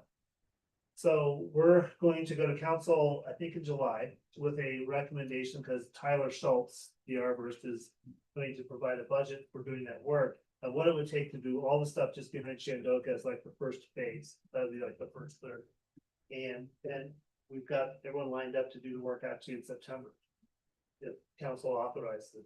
What we'll be doing is using affordable housing funds for that, because it's basically, it's not open space. It's basically protecting affordable housing assets. And so that's what we're doing. So I don't know how that works with what you guys are proposing, but that's what the project's going to be. I don't know. And I will fully accept, I'm saying I am the person bringing Yeah, this no concept worries. forward, trying to think through, knowing that we have wildfire risk reduction as a priority, trying to balance, because in this instance, very limited trees will be removed in an area that are not ignition resistant. And if, going through the whole permitting process, it seems like a unique situation that staff should be reviewing with all the plans in place to say, well, mitigation, they're not hazardous. I'm trying to sort it out. Yep. Peter? And if we don't need. Yeah. Town and the county are probably the entity that would be doing larger projects. A lot of the Together. lots in town are really small. The Right. private property parcels, whereas we kind of own open spaces and we own the larger stuff. Peter? I was gonna ask, and you guys have sort of filled it in, what specifically a wildland urban interface is, and I'm picturing it's sort of at the edge of private property or town open space property where it goes, it's Yes. It's a And, defined term. and it's in the. is that something that can be shown on a map? Yes, Is I I can go guess back like to where the this is, yeah. We do that. It's a thing. It's not just. And it can even be something more like West Meadows where the houses are very dispersed, but there's houses all the time. So the firefighters have to approach it differently than if it was true wilderness. Yeah. It's called, its nickname is WUI. So if you go to a meeting and they start talking about WUI, that's the acronym. And it's And the it's area, an old term. I've been hearing it for 20 years. it's the whole area where. Geographical with area where PWR. structures and other human development meets or intermingles with wildland or vegetation. Fuels, So So they- it's just it's not vegetation. just in town, it's our scattered subdivision lots, it's the ski ranches, you know. But what I wanted to say is I've always felt like the town needed to lead by example and that we don't get to skip park. We don't No. get to, and there were No. times in the distant past that Lance can remember when we tried to do that and it didn't work. So I think, you know, I used to say we should go through Hark twice or something, Yes. but here it's also gonna go to town council for funding. So that's like a hearing. Mhm. Because if it were a private contract, it wouldn't go to town council for funding. You know, I mean, if it was private money and not a private contract. So I think as long as everyone knows what's happening, that arborists, you know, have been involved with a lot of thought and we're doing it to protect the region and to, you know, make the forest healthier. Mhm. Because if we could have small little intermittent burns, every 5 or 10 years, we would do that. But right now, if we tried that, we'd burn up, you know, several towns. Right, and this wouldn't preclude the process. This would say they have to apply for an exemption that would be thoroughly reviewed. Just like anyone can apply for the wetlands exemption, but this Well, would be specific to exception protective. To the exemption. Yes, of course. And again, this is open I for think Kathy's discussion. what Kathy's saying too. Yes, Yeah. and I want to, That's for the town. We don't, that's not. and my role is, what's the review process? What makes sense? And then you have to go through it. Yes. Make it simple, make it chair staff, because you can grab a chair or we have 2 vice chairs and 1 chair. One of us is probably always going to be in town available to do a quick review. Mhm. And, you know, if we can read the report, see the name of the arborist. We'd have to do it if it's a chair. We would just need to bring it to the chair meeting. Yeah. That's how that works, which might add a layer. Is that, Well, that's, I mean. What are I your agree thoughts? with Kathy saying that. Great. The wildfire stuff, it's gonna be pretty interesting about how that gets implemented in the urban areas, so. Yeah. We totally can go through a process for that kind of project. In fact, more eyes the better on something like that. I mean, it could be to the whole commission if we wanted to go. I mean, it's just basically ask like. Let's try it at the chair level. Okay. Yeah. Great. If you need to do it faster, just like we're scheduling extra meetings on the second Thursday, put a second chair meeting in, then it can be canceled because there's no applications. Yep. You know, so it's just put it on the calendar now and we'll have it there for when we've got the opportunity to rush it through to do a proper review, get it done, get it to council and get it, the saws working this fall. My expectation would be that the applicant can meet the regular meeting schedule, ideally, because we make, that's what we do for all. So Well, that'd be it my depends preference. on the kind of labor But you're using. If we you're will- doing the CWCC, then We checked with, well, you mean the Southwest Conservation Corps? yeah, SW. We're not going to be using kids.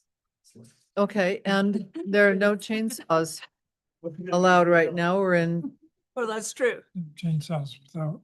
right. I do own 2 crosscut saws if anybody needs to borrow them. I don't know how to sharpen them. Josh will love You know, that. YouTube now has, with the Spider X that climbed up the hillside. Yeah, yeah. So he also has an attachment that can grab a tree, cut the tree, lay down the tree, and then chop it up. Into Wow. pieces. Wow. We're not gonna be using that, Tyler thinks he just can use his regular tools in his high school son. So Okay. there are gonna be some files later.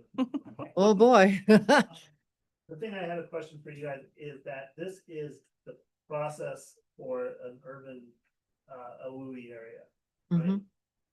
So for example, if we were going to do a project, a fire mitigation project, like a mile and a half up the Bear Creek Valley in open space, that would not go through this process. So this process, but would not go through this process. That would not be under our review or under. Yeah, it's in the town charter, right? Yeah. So there's that, but I just want. I hear what you're saying. Yeah, Yes. There's forest. Maybe parking the that- exemption is on town-owned open space.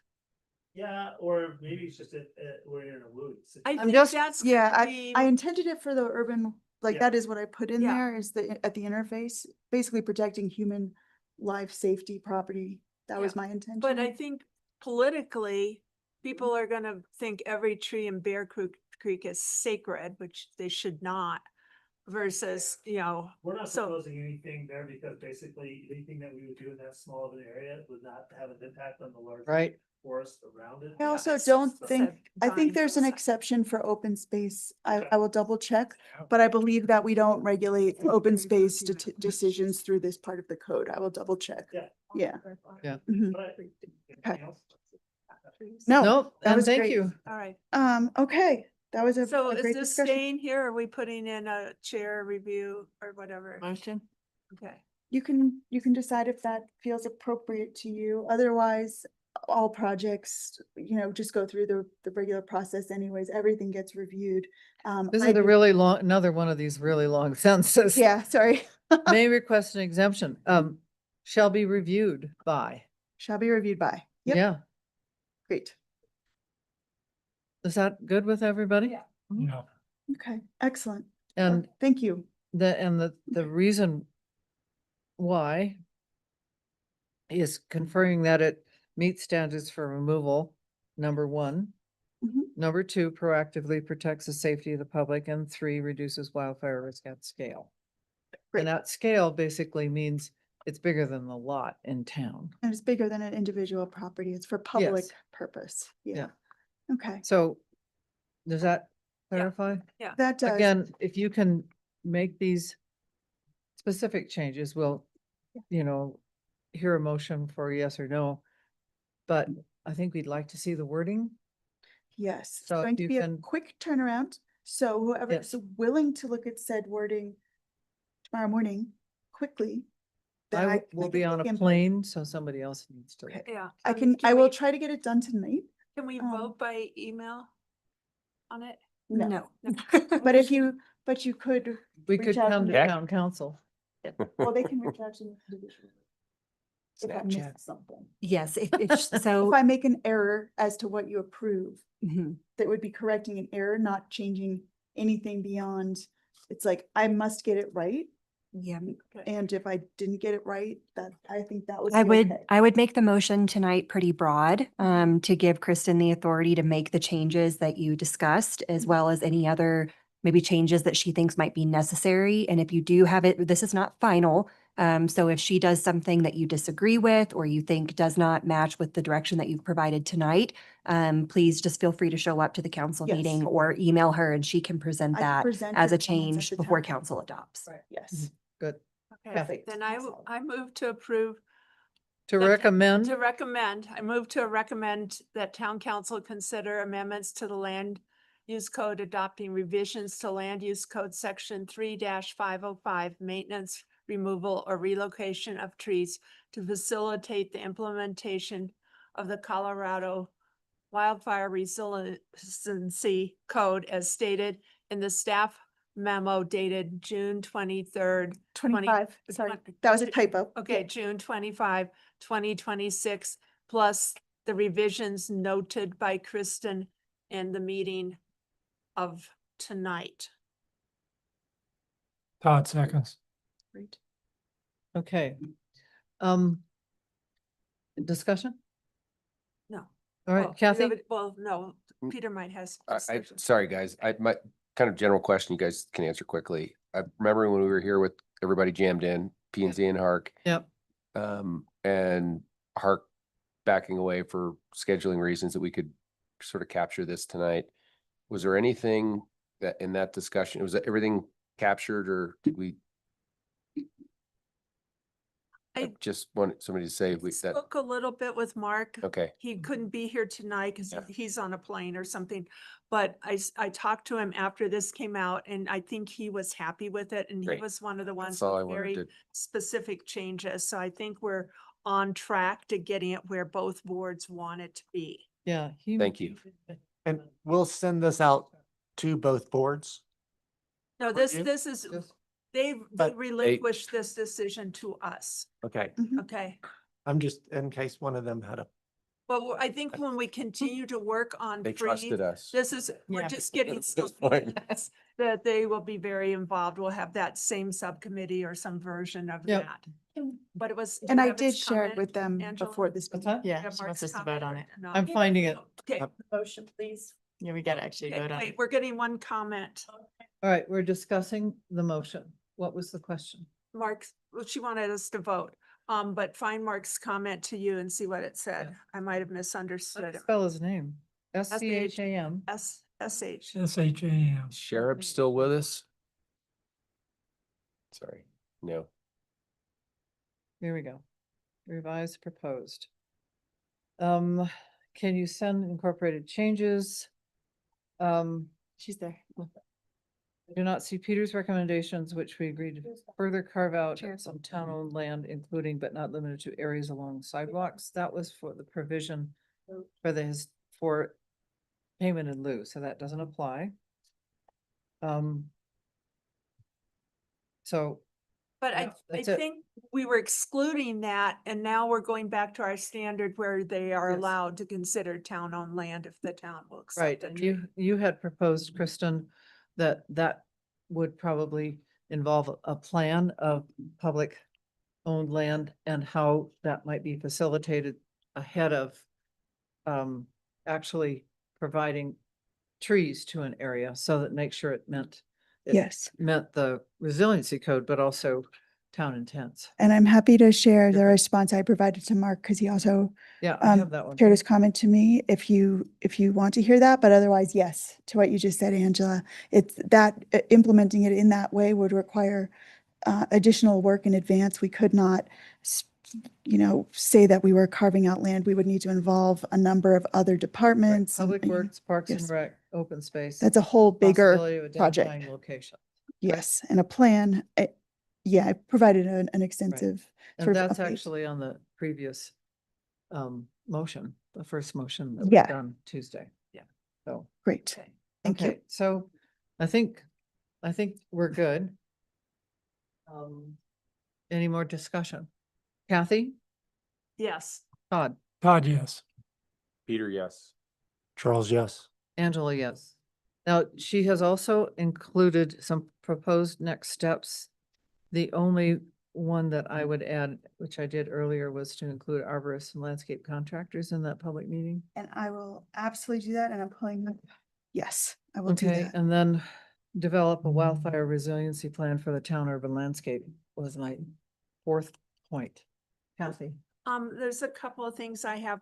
One, I would like staff and then maybe P&Z or town council is probably theirs to request that everyone that's building right now and trying to get a CO, not put in any landscaping, but bond for future landscaping so that they can install something that will follow our new codes rather than have them pay a ton of money to put something in that we're gonna ask them to take out or, so I think that's really important. And I also feel that this is urgent, like extremely urgent.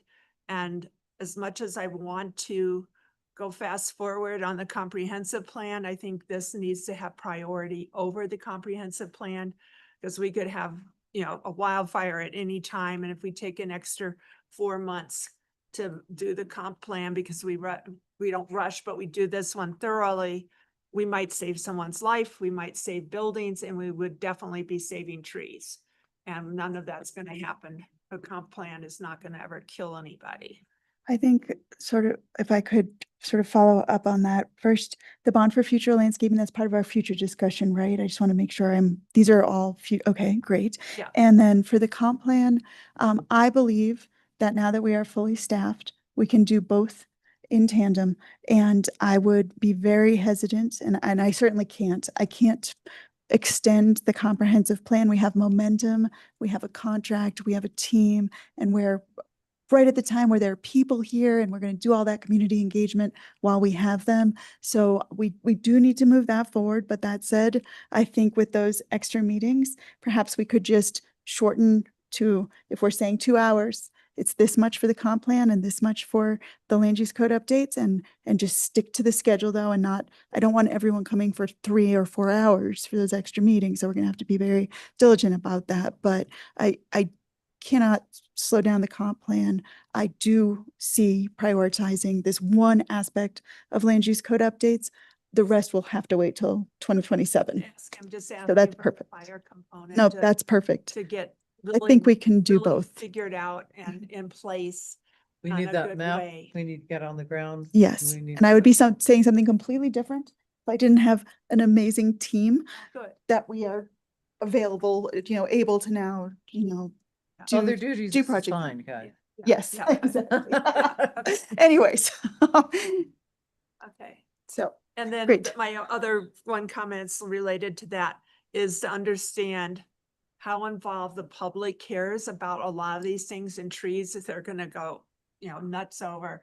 So, Lose their minds. so, we need to allow enough time, be realistic when we're doing our agendas and telling, for all of us, the staff and Yes. the board members expect how long it's gonna take, but also let everybody speak their piece and do as best of education as we can so they understand Mhm. what the recommendations might be. That sounds great. And public process, absolutely, yes. Yeah. The Okay. outreach process. Outreach, but also we just have to be realistic. There's never gonna be a half-hour hearing. Yeah.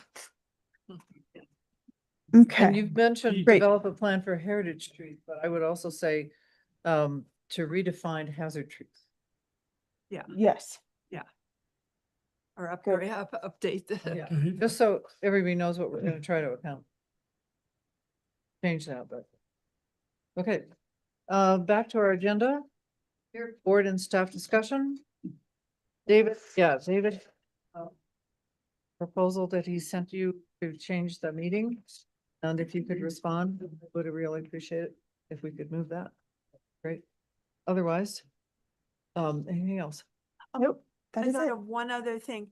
We've got so much going on, but like, I don't know when we're getting sued and I don't know when what happens to the lawsuits. I mean, I know today because it's in the paper and I'd heard rumors, but it would be nice, let's say once every 6 months, to get a brief report from any one of the planning staff that we've got this in litigation, this is how it's going. We've got these big things, just so, kind of a big overview of what's going on. And so we know if we lose a lawsuit, where did we go wrong? How do we correct our actions in the future? If we win, we can go, okay, we were really strong on that and it paid off. Even if this lawsuit is about 20-year-old use. If it's litigation, I would need to ask our legal team to provide an update if when appropriate. Yeah, and I would think if when there's appeals, if it's something that you have been involved in, we will always give an update to let you know kind of what that status is. Yes. This one was actually an administrative matter. That was the whole crux of the case, which is why you didn't receive a specific update. It's something that, of course, town council receives, but nothing that we determined was specific to P&Z or your procedures. But we can definitely at any point in time, if you're interested and the outcome of a case or its impact on you, we can always. All of us are kind of, determination of that was important. Yeah. I think we learn by what we've done successfully, and what we've not done successfully. That's how you learn. And one thing I learned, because I don't keep any records, just like we have short minutes, don't keep any records. So Sabrina, all your personal files.